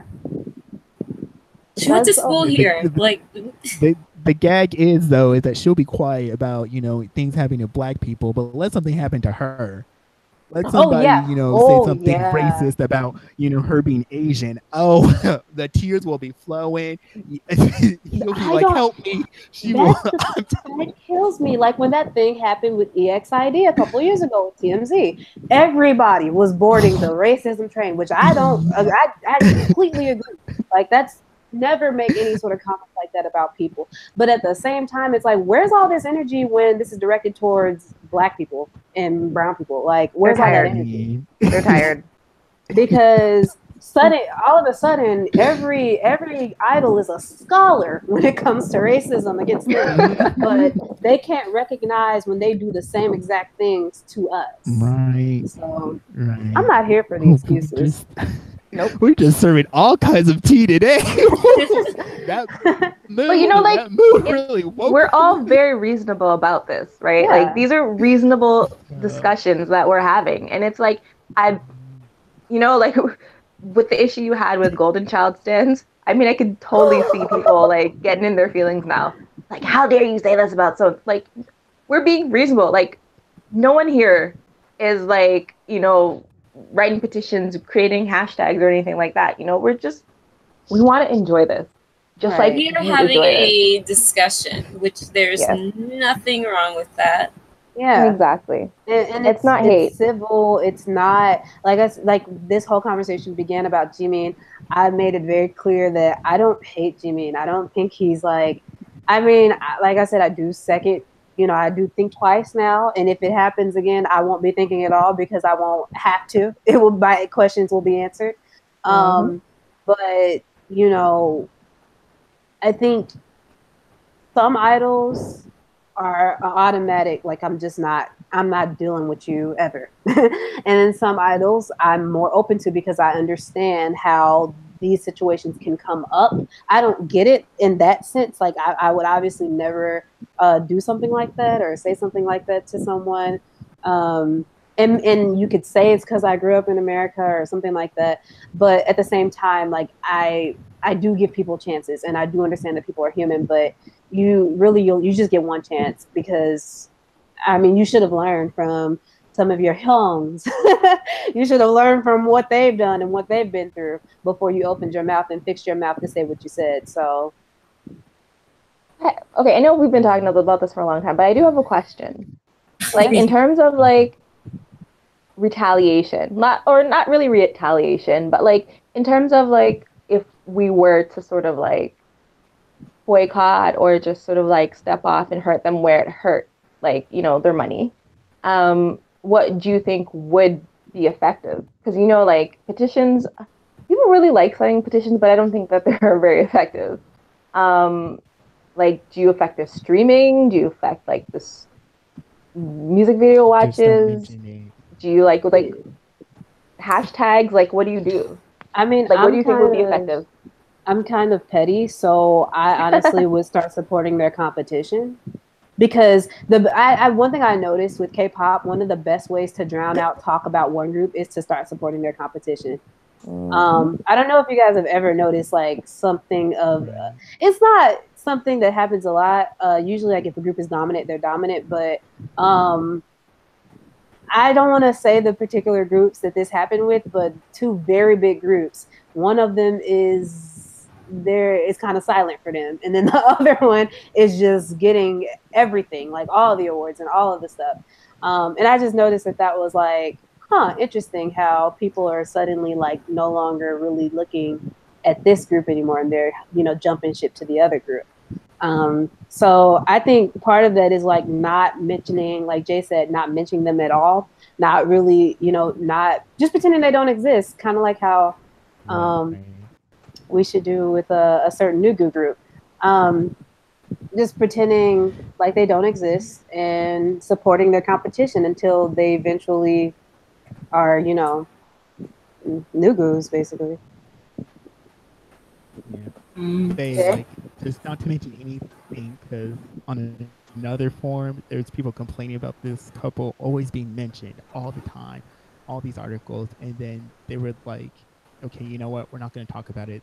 That's banned. You mention anything about it, you're going to get banned. And then the whole dynamic changed just by not even bringing up that one couple. And it was like day and night. Like, so I was just seeing, I think Jimin had said that just supporting the competition. I know I done that. I helped with a few of those records that you may know of. I did. Because I was petty. I was petty. I was like, you know what? You want to say that about me? I'm going to watch this MV 10 times. I may not like this group, but it's going to be 10 more views that they get that you don't. Yep. I mean, do that. I mean, you know, just don't. I mean, if you want to watch their MV, go to the unofficial 3 back channel YouTube. Yep. I mean, like listen to the illegal downloads. I mean, and don't watch taking notes. Don't watch reaction channel videos on them, because if you watch reaction channel videos, the reaction channels think that, oh, I can just keep doing more reactions to their videos. So just don't even watch reactions to their videos. Just nothing that has anything to do with them. Just avoid it. Like they don't exist. Right. Oh, well, we can kill careers out here. I hope people are taking notes here. Yeah, no, I'm always about like, you know, like what do we do? Like, where's the action plan? So this is good. There's also a very prevalent fear amongst, especially international fans, that this kind of stuff will get out among, especially now that BTS is kind of, the popularity of BTS, I think, has kind of made certain outlets, media outlets in America in particular, realize that they can get a lot of hits on certain things on the internet very quickly if they mention BTS and K-pop in a hashtag or within the video or article or whatever. And I think there's this prevalent fear that, you know, if someone does something or says something wrong, that it will get out, and then, you know, if a Western media outlet gets a hold of it, that will be the end of it. I'm not saying to, you know, start emailing BuzzFeed with saying, hey, guess what? No, I'm not saying that. But, and to be fair, BuzzFeed has actually done pieces. They actually did a piece about Black K-pop fans or Black fans of BTS or something of that nature, and about how basically what we've been talking about. So they've already done that. So it's known. But I think that's one reason why people cover things up, because they don't want that kind of thing to get out and hurt them monetarily. But and to everybody out there, this is a hypothetical discussion. This is not about a specific group. We're not going to do this to a specific group. Go ahead. Sorry. We're not doing anything. We're just talking about, you know, how this is affecting us and affecting people like us. And that's fair. Yeah. I think it's important for us to be able to talk about it. I mean, as long as we have people in K-pop wanting to expand into Western spaces and do tours and things here, they should be expected, you know, if they want to expand into those areas, they should be expected to, you know, maybe do some cultural training, you know, maybe, you know, have some understanding of, you know, how things to say or do here.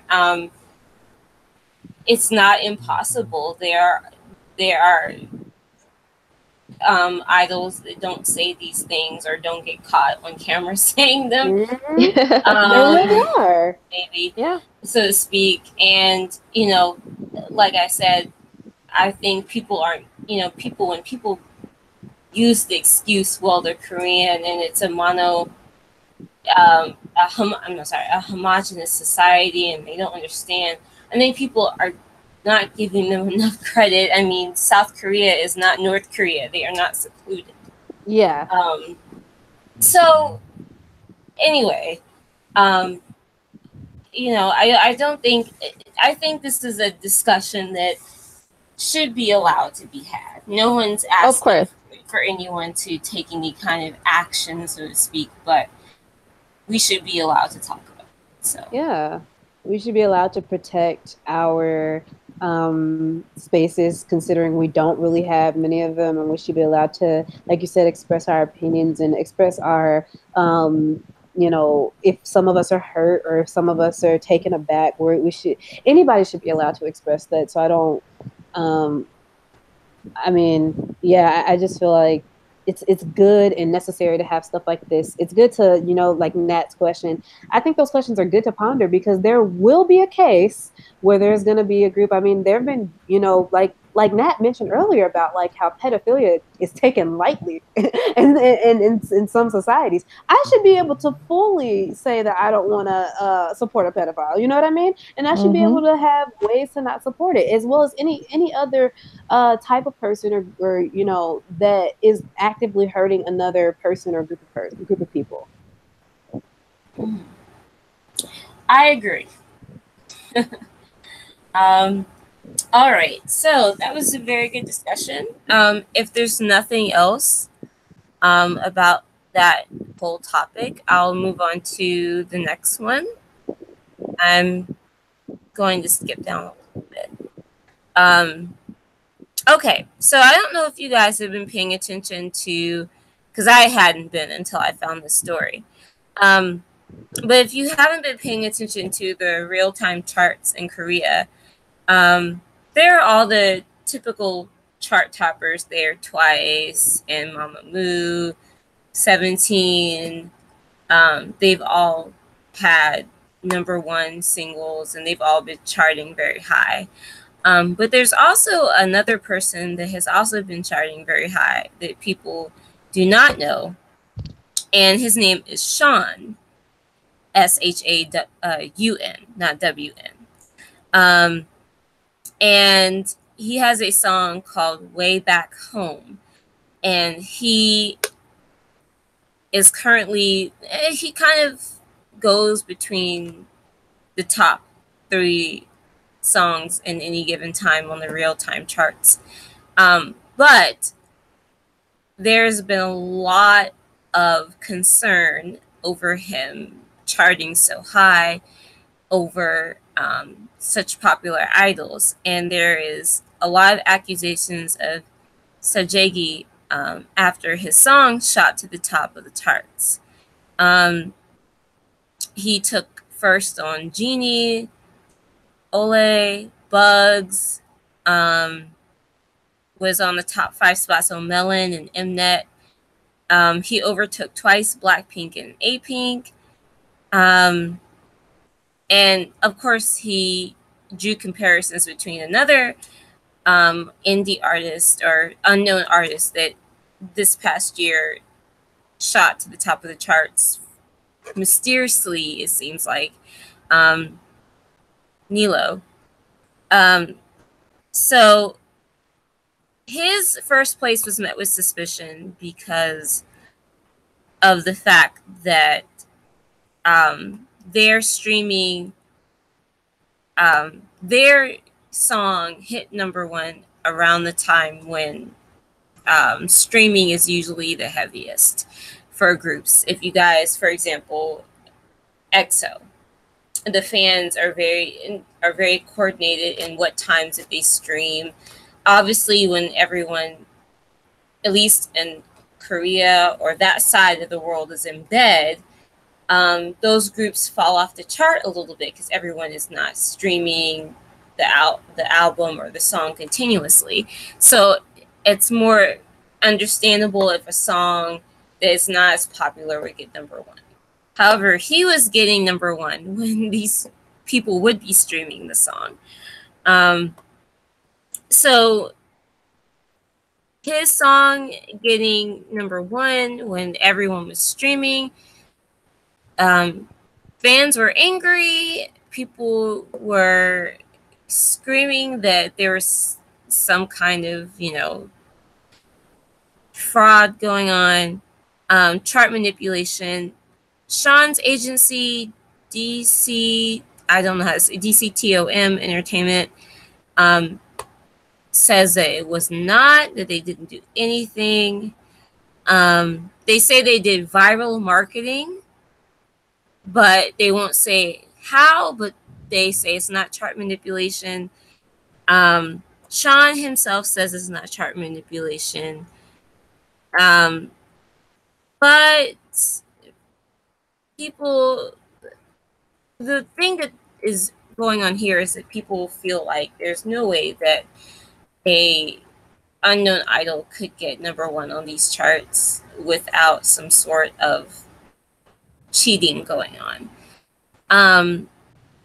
And because of this, we have people like JYP, who Park Jin-young himself said that they want to request an investigation from their government, the Ministry of Culture, Sports, and Tourism, on they want to request a special investigation on chart manipulation because of this. And there have been also other changes. I don't know if you guys have heard that they're going to change, how they discern how, for example, they're not going to count streaming at nighttime and that sort of thing. Like EXO fans used to do, and stream the same album continuously over and over again so that they dominate the charts, so that other people basically have a chance of reaching #1. But the reason I mention this is I think it's interesting that people think that they automatically come to the assumption that Sean has to be cheating, or his company has to be cheating, if he's beating a group like Blackpink, or beating Twice, or beating 17.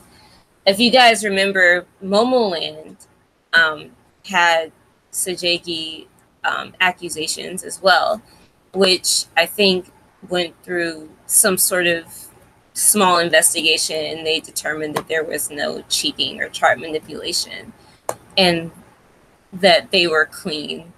But when Momoland first came out and Boom Boom did such good numbers, people were like, there's no way they could be doing that well. They must be cheating. And that kind of was following them for a while. And I don't know, it seems kind of like fan arrogance to me. Not that it's kind of weird that a person that has never I've personally never heard of Sean, but I'm not saying that his song couldn't have caught on, and he, maybe he's got his own set of dedicated fans, and they were just able to kind of, I don't know, sustain him over Twice. Or maybe somebody else is doing the chart manipulation. Maybe they have their own sort of contingent of people hacking the charts. I mean, maybe there's something else going on, and people are just trying to show that, hey, look how easy it is, and you guys need to change things, the way you guys do things in Korea, which is another argument that people have been discussing, that they need to change the way the charts are done. I won't even go into that because it's complicated as hell. I don't even like to talk about it during award season because I don't even know how they decide, how they count up the points for who wins what award, because it's that complicated, which maybe I guess shows that they need to come up with a new system. But for me, I say, however it happens, let the guy sit up top. And it's not invalidating Twice's, success, or Blackpink's success. If something is going on, I'm sure they'll find out. I don't know. I just tend to err on the side of caution on that one.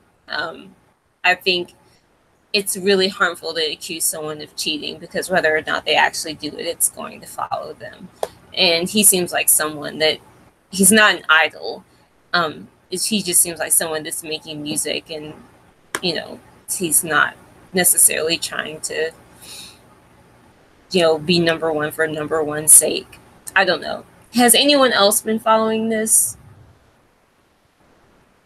No.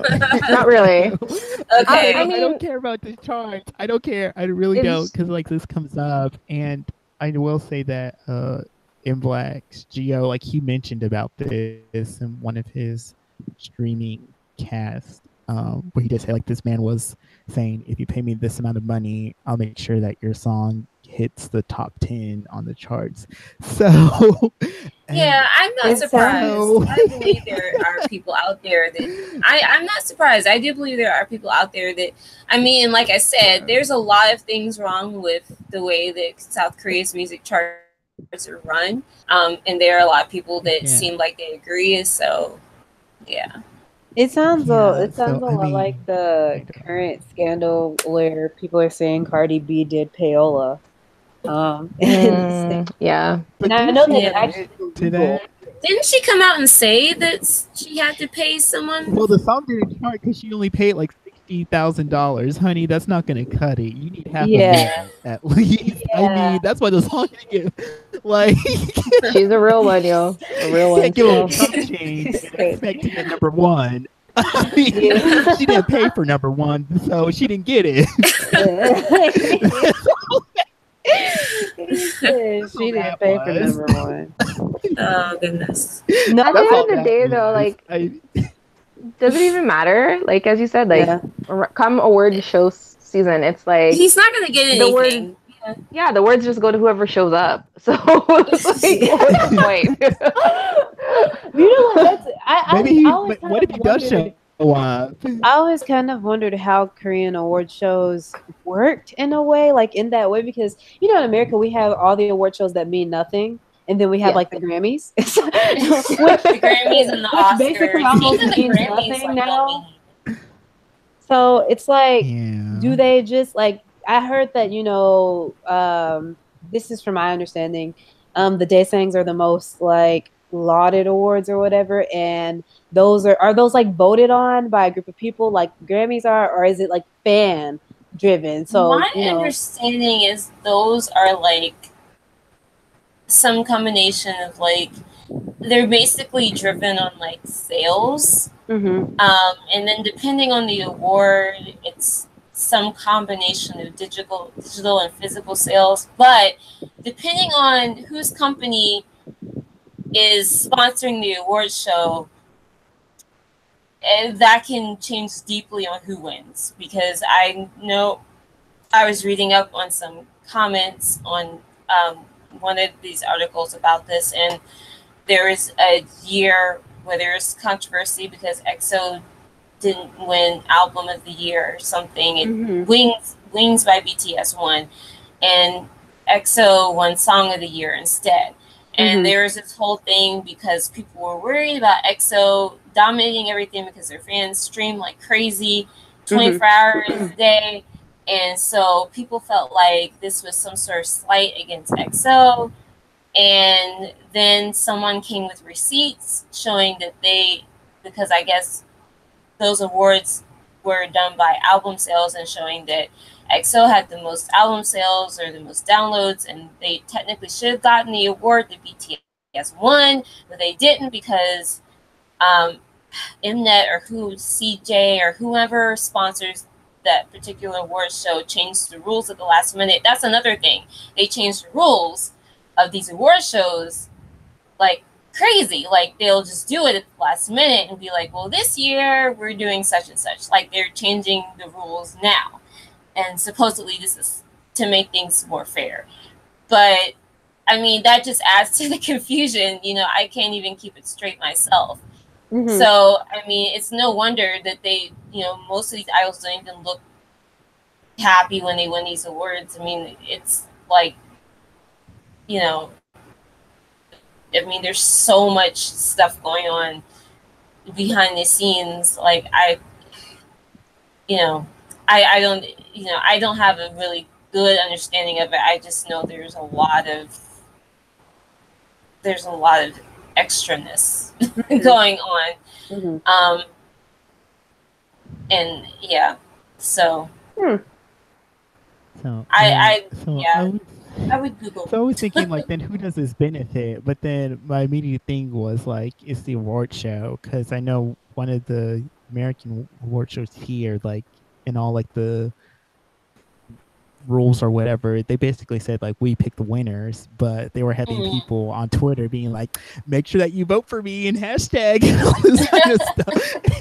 Well, some but of then, these shows, like they'll have one award where, you know, just so they can say, oh, you get to pick, you know, for this one award. And, you know, yeah, like the award Yeah, BTS wins every year, you know, that's the one like fan voted on award. And everything else is chosen by this committee Like of committee. by whomever. critics, you know, by That diverse group of critics. Like that. I mean, fan awards, okay, those are nice, but we're talking about like competitive awards that were judged by hopefully a whole diverse group of critics that are going to be Yeah. objective in their opinion, Yeah. not people That would that feel are so going to much more stand you. satisfying. Yeah. Yep. Like that would feel like much more satisfying to receive an award from people who are like have no stake in whether or not I win. You know what I mean? Versus a Yeah. fan award, because obviously my fans want me to win. Yeah. I don't know. Mhm. Just me. And Yeah. like I mean, I think that's those Billboard fans, like I did that one year, and it was clockwork. We were coordinated in that. I can't say who exactly we voted for, but we made sure that who we voted for got pretty far because we were coordinated. Like it was like global. Let me tell you, we were on time schedules. Like you got to vote between these times on this day. Like it was like 24-hour voting. That's why our group had like 1 million votes, and like the other people did it. Well, see, I think that's what the problem is with a lot of these music award shows in Korea, is that they are done based on sales and such, and because a lot of the fans with digital sales and can easily control, you know, with streaming and such, who is dominating that area, it feels almost like a fan chosen award, even though technically it shouldn't be. And I think that's where the problem comes around. And so we've got 2 people so far this year that are mysteriously gone to the top of these charts. And again, I don't want to say, yeah, they did something, because like I said, these are 2 people that for all intents and purposes were indie artists until this happened. And so it kind of doesn't make sense that they would all of a sudden risk their career and risk their reputation just to get to the top, get to be above these idols on a real-time chart. So it's weird. But I can't. I'll say that I have to say I do kind of get some satisfaction from seeing all of these idol fans like freak out. Some no-name I get that. person, yeah, getting higher on the chart than their faves, and people just freaking out about it. Yeah. There's some satisfaction in that, I'll admit. Also, if you're interested in, I think the closest thing that Korea has to an actual award show that is chosen by quote unquote experts or music insiders is the Korean Music Awards. Yeah, I was thinking that. Yeah, they're the ones that actually, and you'll see a lot more indie artists win their awards. Even though BTS did win Musician of the Year this past year at their award show.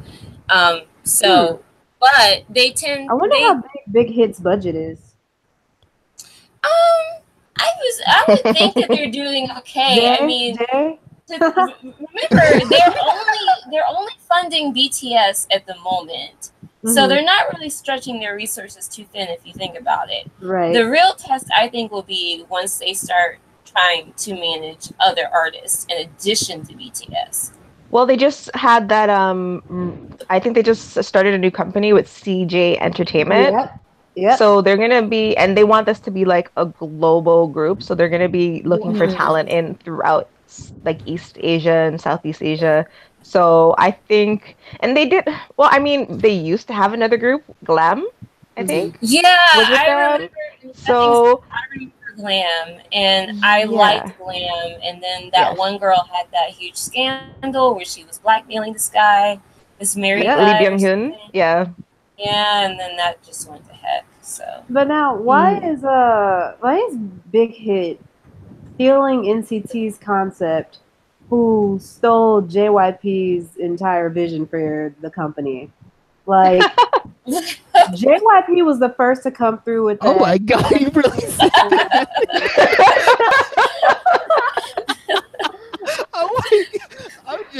I'm just flabbergasted all kinds tonight.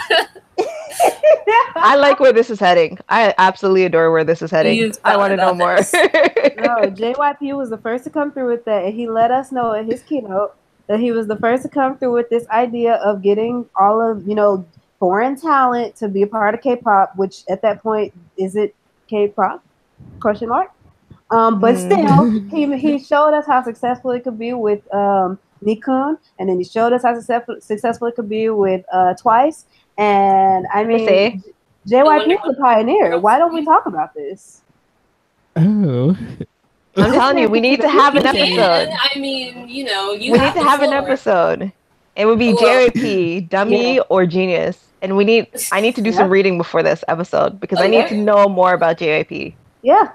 When we get to the Wonder Girls, I got you. Okay. When we get to the whole U.S. advancement, I got that on lockdown.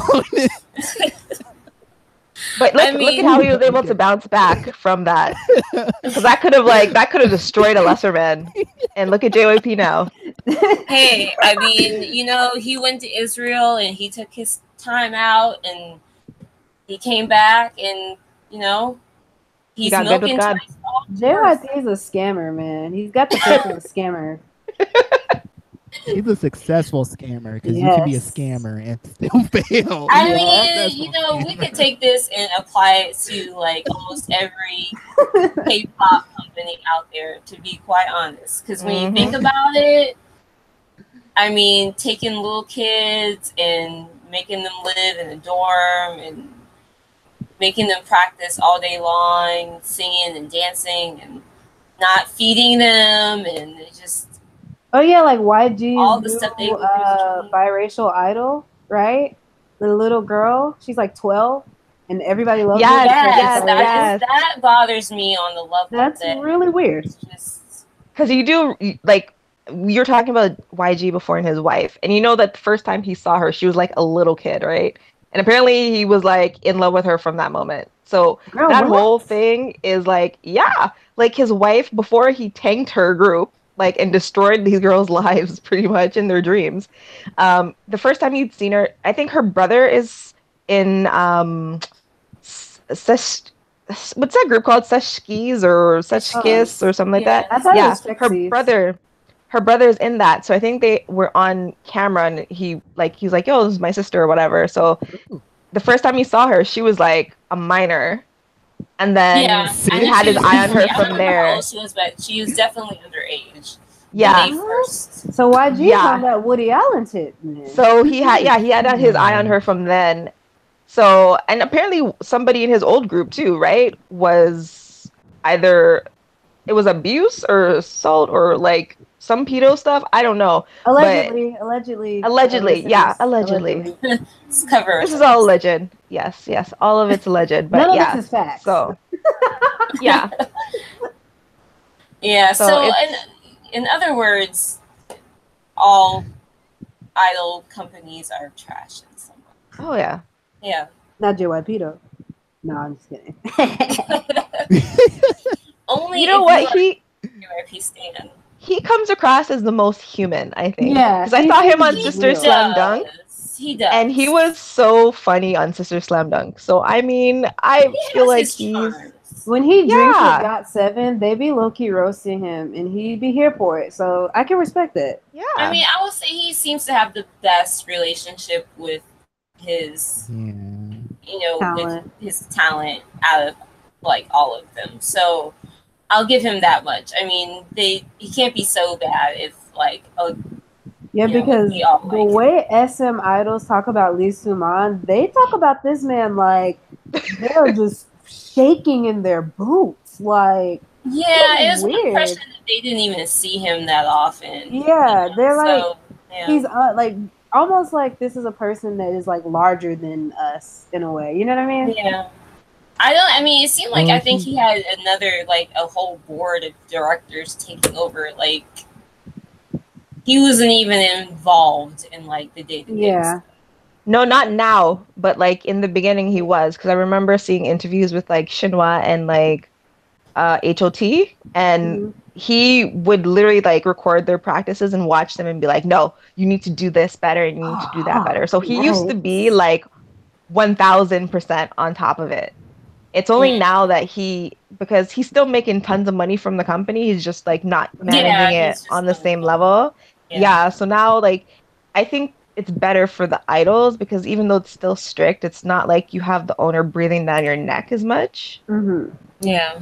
So, but there's still like a wall, I think, between them. Like it doesn't seem like they're like. Did you? JYP has that show where he drinks and like artists perform whatever. Yeah. And Sunmi was on that, and like the hug she gave him when she saw him, and it's like, do you think Jessica is gonna go back to like Lee no. and like give him a big hug like that? Lee Suman looked like he just like Lady Gaga reprimanded did in me. Guy. You know when you heard that joke? Wait, what did you say? Sorry. Gonna roll up in there like Lady Gaga did in Guy, like near the end when she made in the arrows and just shooting people. And... but you can cut that out, okay?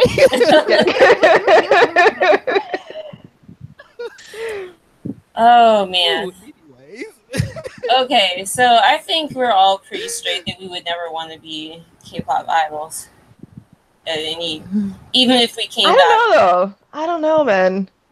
It like there's obviously this bad stuff, but like if you want to sing and you want to dance and you're in Korea, this is all you have for the most part, okay? So like, well, yeah, I would want to be a trainee. I would want to be a trainee, so I know how to like produce music and like make connections, and then I would leave. That would be my goal. And if you look at it this way, anything else, I can't.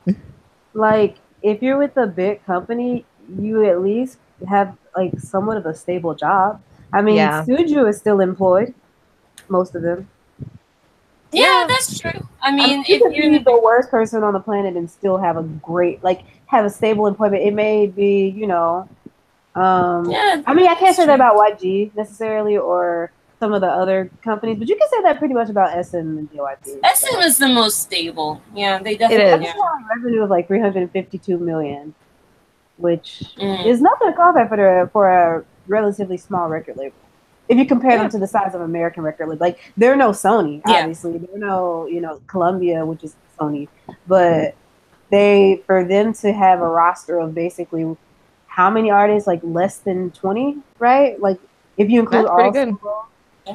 That's pretty good. Yeah. Thanks. I mean, Kangen's still making money, so I mean, really, there's not much you could do to sort of ruin that. That's true. That's very true. All right. Well, that was interesting.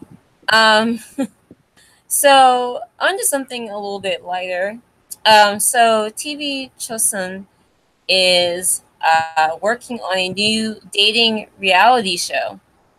And the concept is that celebrities will be dating non-celebrities. So the show is they would follow a celebrity and a non-celebrity that is close to his or her ideal type. And they will spend 100 days together. Kind of like Married at Have First you Sight. heard of that show, 90 Day Fiance? That kind of Oh, yeah. reminds me of that. Um, if the show airs, it will be TV Chosun's second variety show after Wife's Taste. Um, Dating shows are really popular in Korea right now, but they're looking to add an extra twist with this show. Um, and the program's supposed to start airing in late August, and people are already talking about it because they're thinking about all the things that can go horribly, horribly wrong. Um, my opinion is that they're not going to have top tier celebrities on this show. Obviously, they're not going to be having anyone from BTS or any of the top idol groups because people just won't. Their fans won't be able to handle it. I feel like they're going to have lower tier celebrities, maybe some actors and such on this show that people don't really know of or care much about, and have them with like model level normal people. I mean, they say ideal type, so right there, that tells me that they're not going to just pick someone off the street. But still, it'll be interesting. I think people are going to tune in just to kind of see what it'll be like. Um, I'm kind of curious myself.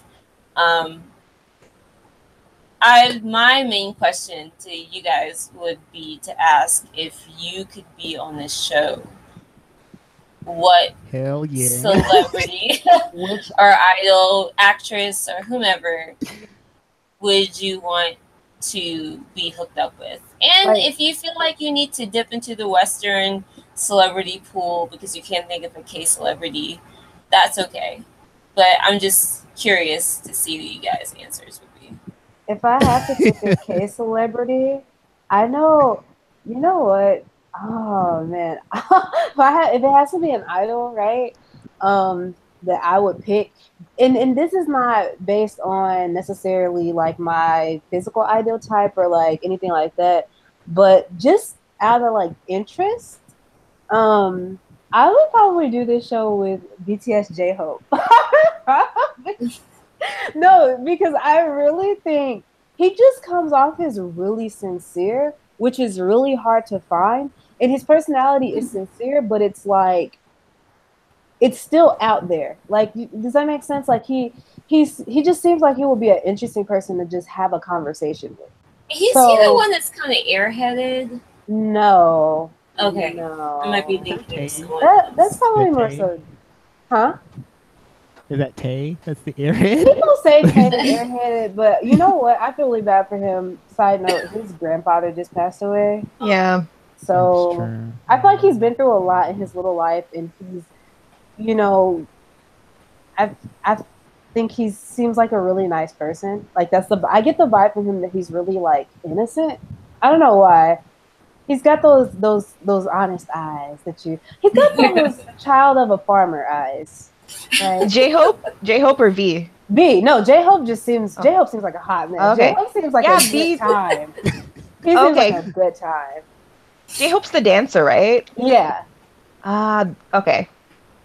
So yeah, it would either be BTS J-Hope or BTS J-Hope or like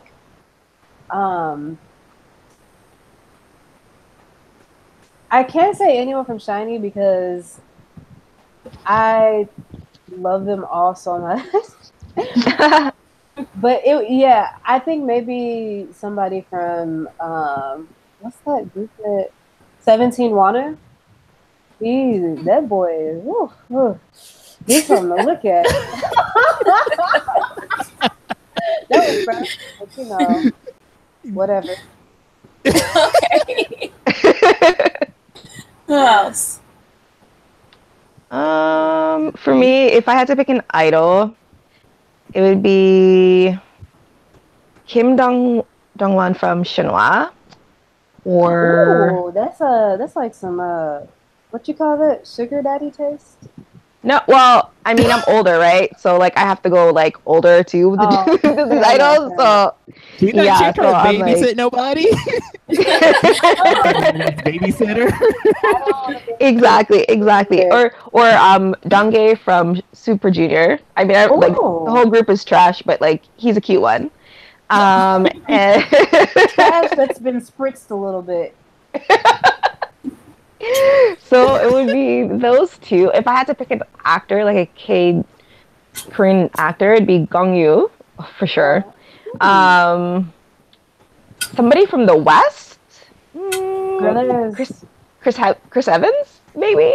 Sure. Interesting. The one Yeah. who has the Captain America. sketchy past with black women. Okay. Ah. Sure. I love me some Captain America. So there you go. Those were me, mine. Jay. Park Guri. Confidence, and I love Kira. So I promise I will be creepy fan about it and stuff like that. I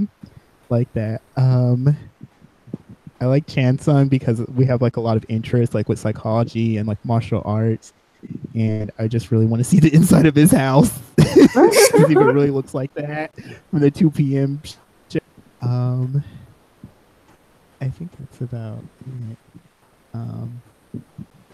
Yeah, I guess. Oh, and I guess Lee Selman, so I can know how to avoid Interpol and still like Did you not say get Lee arrested. Selman? Because Lee Selman, the SM director guy, because he was on Yeah. the Interpol list.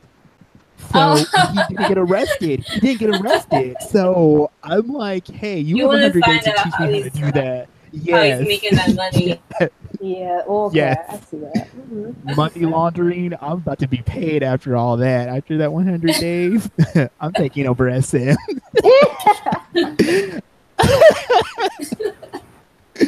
Okay. That's a joke. That was my joke answer. Okay.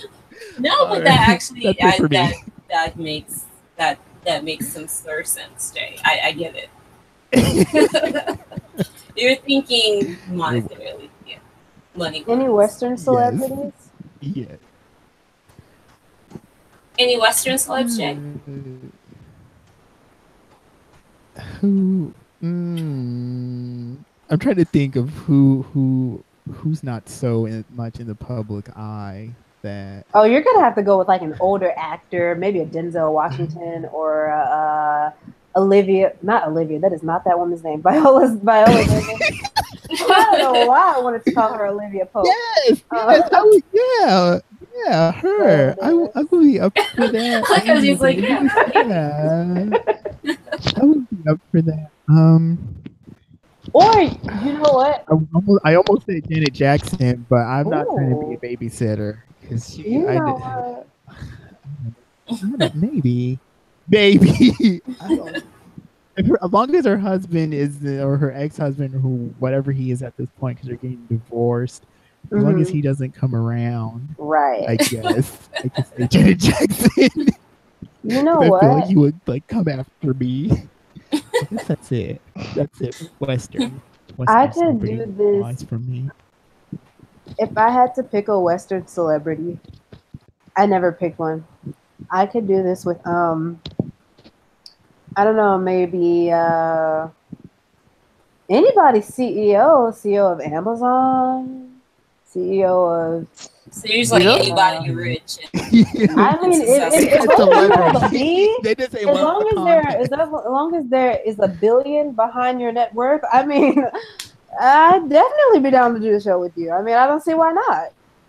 I don't see any problem with that either. I'm just throwing that out there. Since we're talking about Completely on board. I mean, look, I'm trying to get this money. If that's what I gotta do, date this old man for 100 days, to be set for life, I will. I will do that. Though, I mean, I'm also really, like, I'm not just shallow about money. I'm also shallow about looks. So I don't know if Steve or Jeff Bezos, whatever his name is, probably, yeah. I mean, yes, he's a billionaire or whatever, but I could go for a millionaire that was also very hot. You have to kind of like balance them out, What about G-Dragon? He's really rich. That's okay. We don't have Sure. to. What about Edon? Anybody wanna Edon? No Edon? Hey, Pentagon is. Wait, Ash, you didn't pick anybody? Oh, yeah, go ahead. Okay. Well, for me, it would be TOP top all day, every day. That is my one bias. Yeah. From the guy side. So that is it. That is the And one he's person. rich. Nobody else? Yes, and Top is rich. I would be willing to go through his mother, his daddy, mother issues, whatever it is. He's a mama's boy, so all that I'm willing to endure it. So I mean, if I had to, like, if you had to, or if all of it, since, Nat was saying she's a little shallow with looks, I mean, if we all had to go purely looks alone, because that's a better question, because it tells you a lot. Yeah, it Purely really looks does. alone. It really does. You can't choose off of money. You can't choose off of personality, which I know I did, both of those things. Just looks. One idol. that changes the game a little bit. I love it. I mean, mine is still the same, but I don't know. Would anybody have any different outcomes if they just went on looks? I mean, I'm thinking.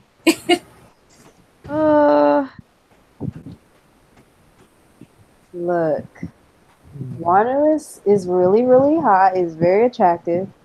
But if I'm just going on looks, I have to give it to my day one, MJ Bum, got 7.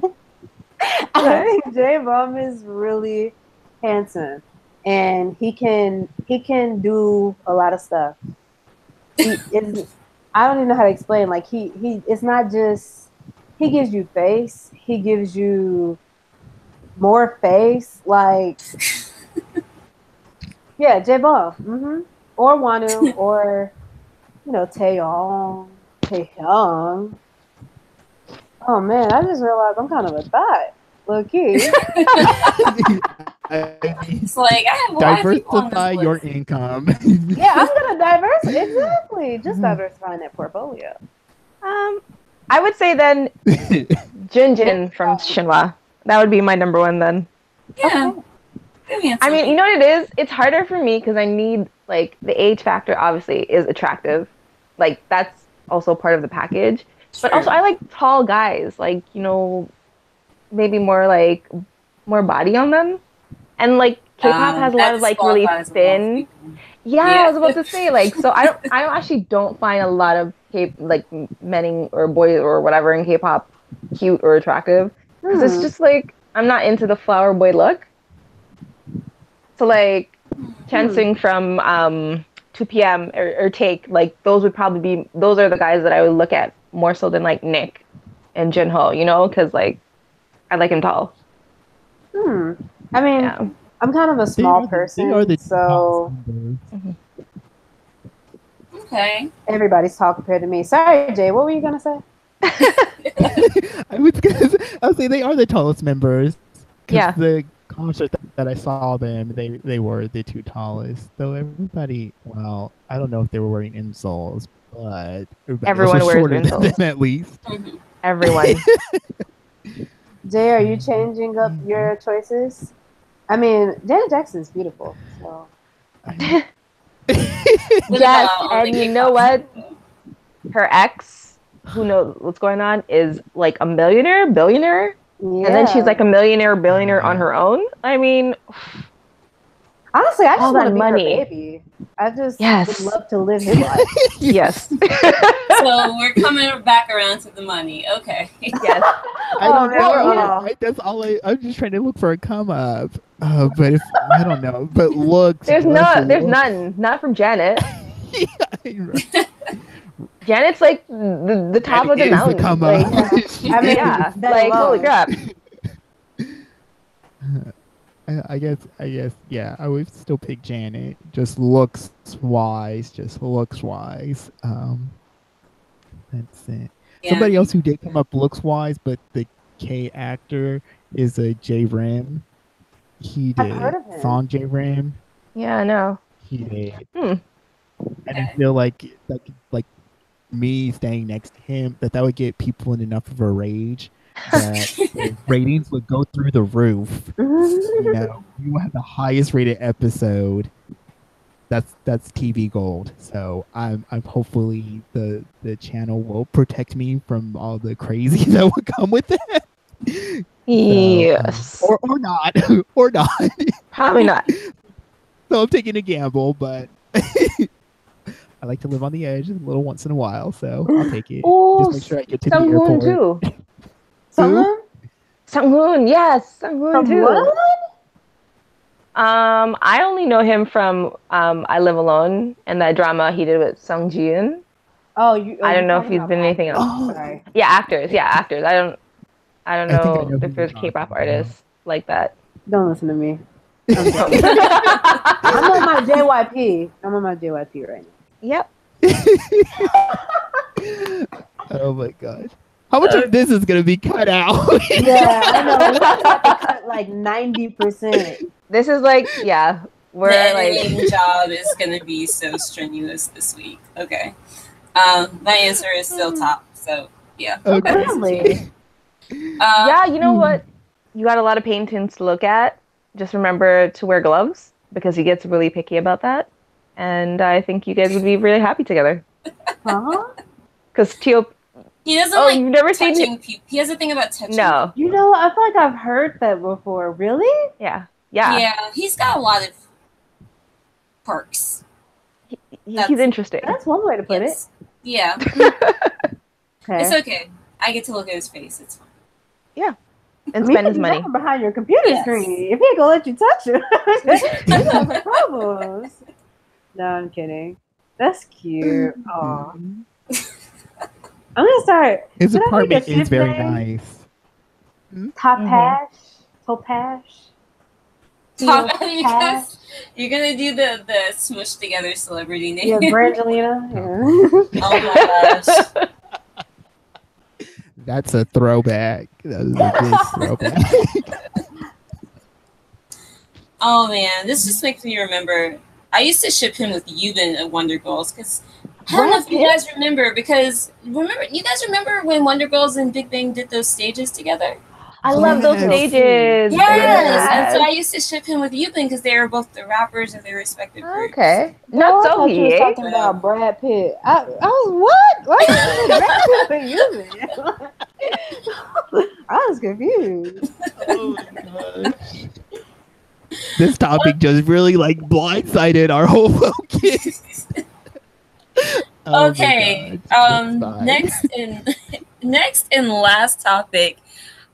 So we've had a lot of people come back in the past month with songs this past summer. It's been really crowded. I mean, just this past week we've had songs from 17, Mamamoo, G-Friend, Seungri, Chungha, Hyorin, Card, Blackpink has come out with, I mean, all these groups have come out with new music, and it kind of seems like with Sistar out of the running, they've kind of been the summer queens for the past, several years. So it now seems like everyone's kind of trying to become the next, summer, have the next summer anthem. And so we have just a rush of people coming out with new material.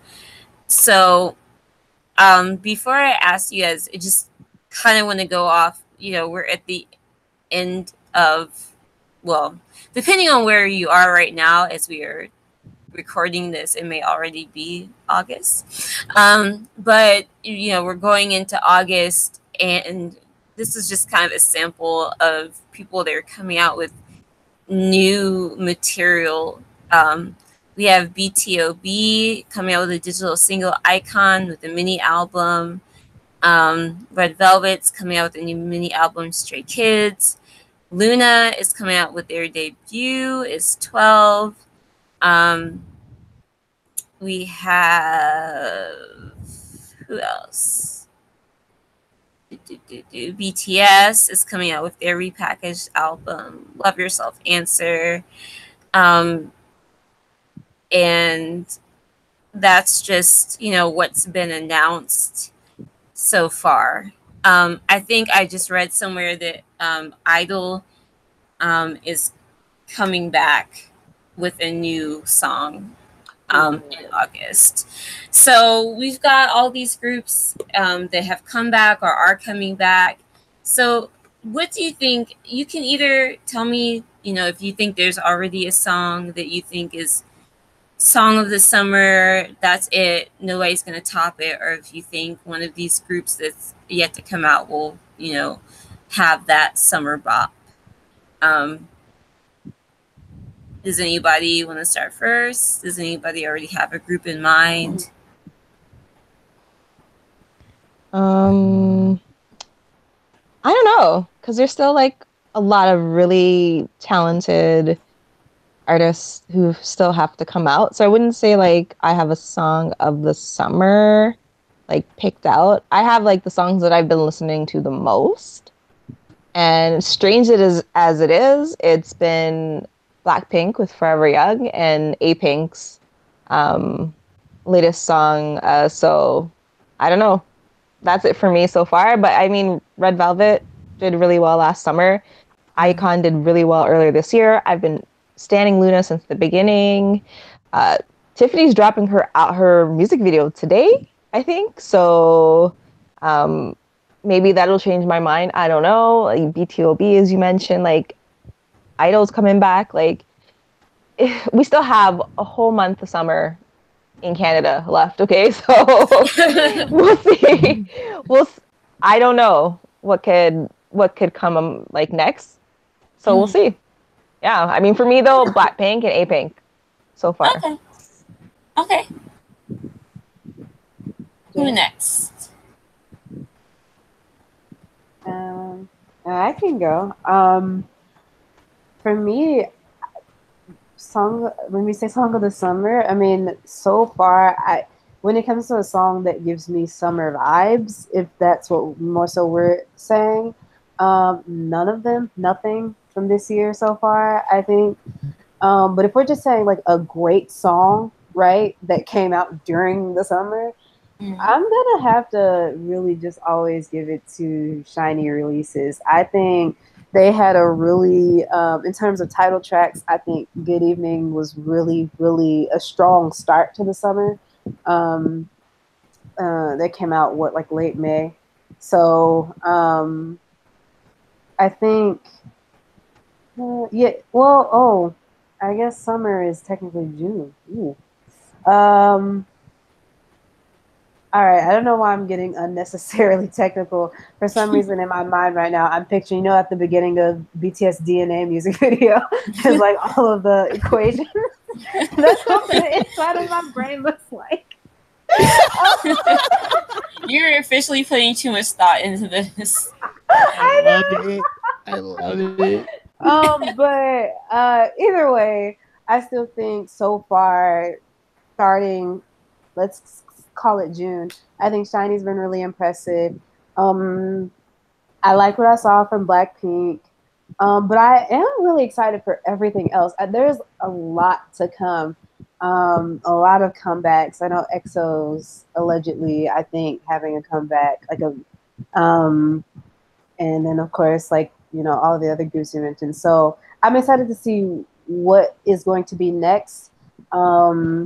I feel like last summer for EXO was kind of quiet. I mean, the Eve was dope, but Coco Bop wasn't really my cup of tea. It's nice for what it is, but hopefully they go more in the direction of other tracks on the war versus what they did with Coco Bop for their next comeback. And I'm thinking, the best is sort of yet to come, hopefully. Okay. What about you, Jay? For me, I think Holland, Cisse, it had the vibe for me, the visuals, the music. That's kind of what I think about summer. card, even though I did state my for me a discrepancy between the visuals and the song. Again, it was like really the visuals that sold it on me. That was like summer. Um, I guess somewhat twice too. I guess for me, like summer is like the beach kind of theme. So twice and Dance the Night Away was like a fun kind of song, a little bit silly. I'm really hoping that I can say icon because from what I heard from the teaser so far, I'm like, yes, I want more. Please slay us all again.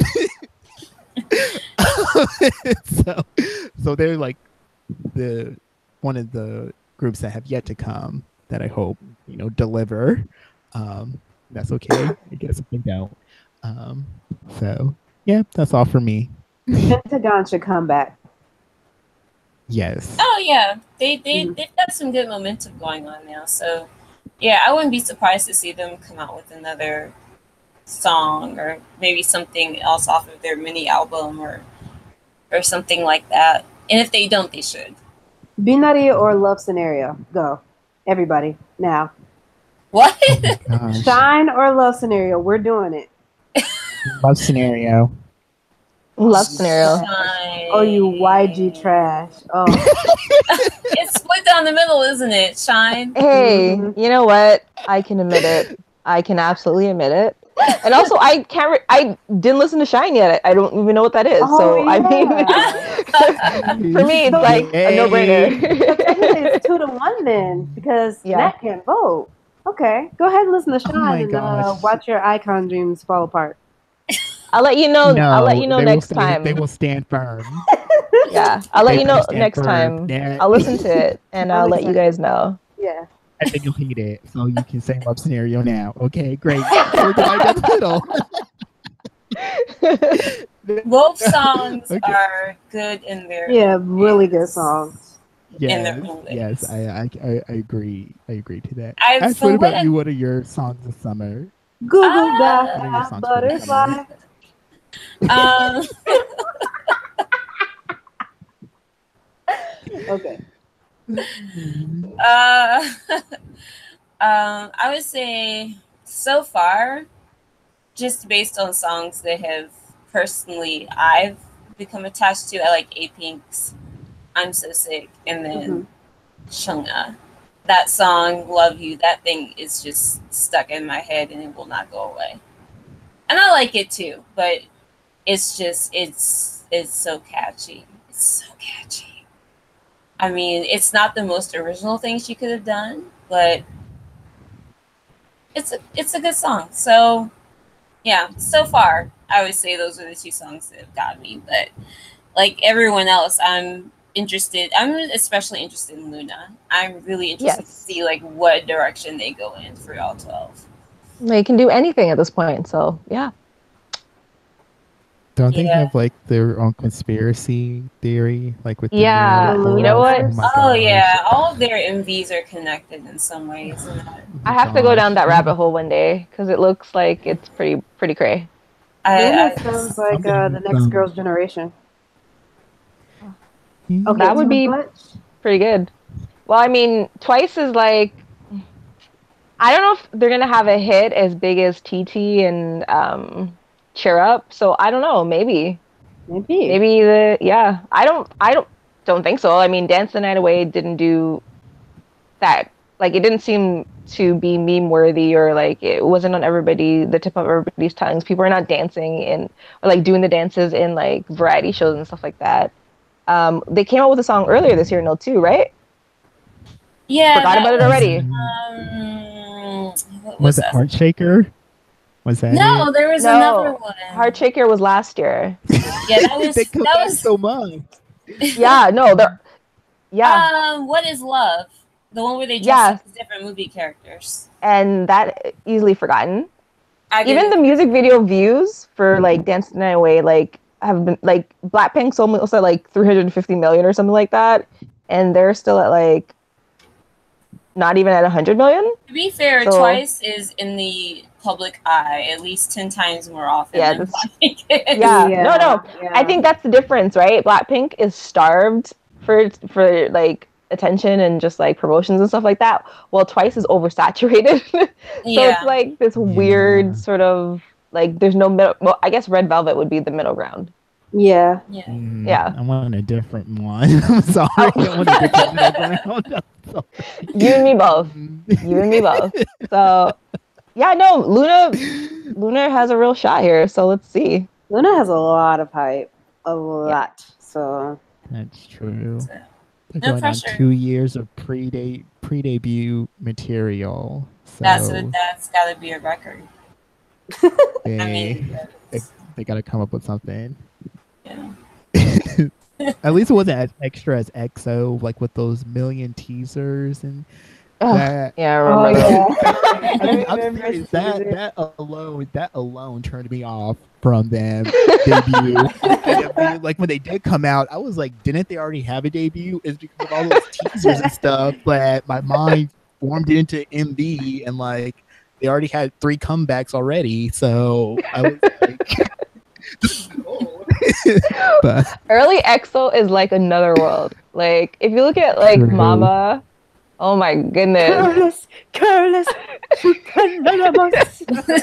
I was thinking about that scream like earlier today. I was like, that emo scream. I gotta see that again. Oh my goodness. Oh, EXO. Best. Pre-growl, they're special. Oh man. Oh man. Man, we need to do an EXO related special. We should just go down the line. We already did a Blackpink special, so we should just like do one on like EXO or something. Oh, that'd be man. I'm excited. Yes. You know what? That would actually be a lot of fun. EXO is a special group. I actually used to be a really big fan of EXO-M. So like, when they fell apart, I was just like, well, what am I gonna do now? I'm thinking of you guys to do like the moderating for it, because I am not really an EXO fan and I'm not into them in that way. So yeah. Well, after a JYP one, after a JYP episode, we should do one. Okay. Yeah, we'd have JYP boy. Twice, I guess, or GOT7. We have a lot of GOT7 fans in our roster. So that is an understatement. But you know what? I hate to do this to a GOT7 because I really do like them. I think that if we were to do a GOT7 special, at least on my end, you know, I wouldn't be able to contribute to anything about their music. Yeah, I would be like, you know what? Maybe I could skip that one because I know one song. No, I know 2 songs. 2 songs. I've seen 2 music videos from GOT7. That's it. Just right. I wouldn't need much help either, honestly. Yeah. Yeah. And I was not impressed. But I feel like sometimes JYP doesn't love GOT7 enough, so. I have selective memories of what I choose to remember from GOT7 and what I pretend doesn't. I can like listen to some of the music more than actually watch the music videos. Some of the fashion choices that hurt me. Yep. You know what? I would just rather watch GOT7 do interviews all day than, you know. It would be nice to see them perform, you know. It's like if they could just do a concert with just all interviews. They're so entertaining. That's not shade either. They have good music. Don't sleep on them. Have they done a reality show? I can't imagine that they haven't. Did they have a reality show? Probably. Everybody has had like some sort of reality show. Yeah, Red Velvet, Blackpink. Yep. Sistar. I did. Yeah, they all had like a little reality something. So yeah. I'm sure they have something back then. They should do another one about them in the U.S. They have to make it suitable for television, though. Suitable for television? Am I missing something?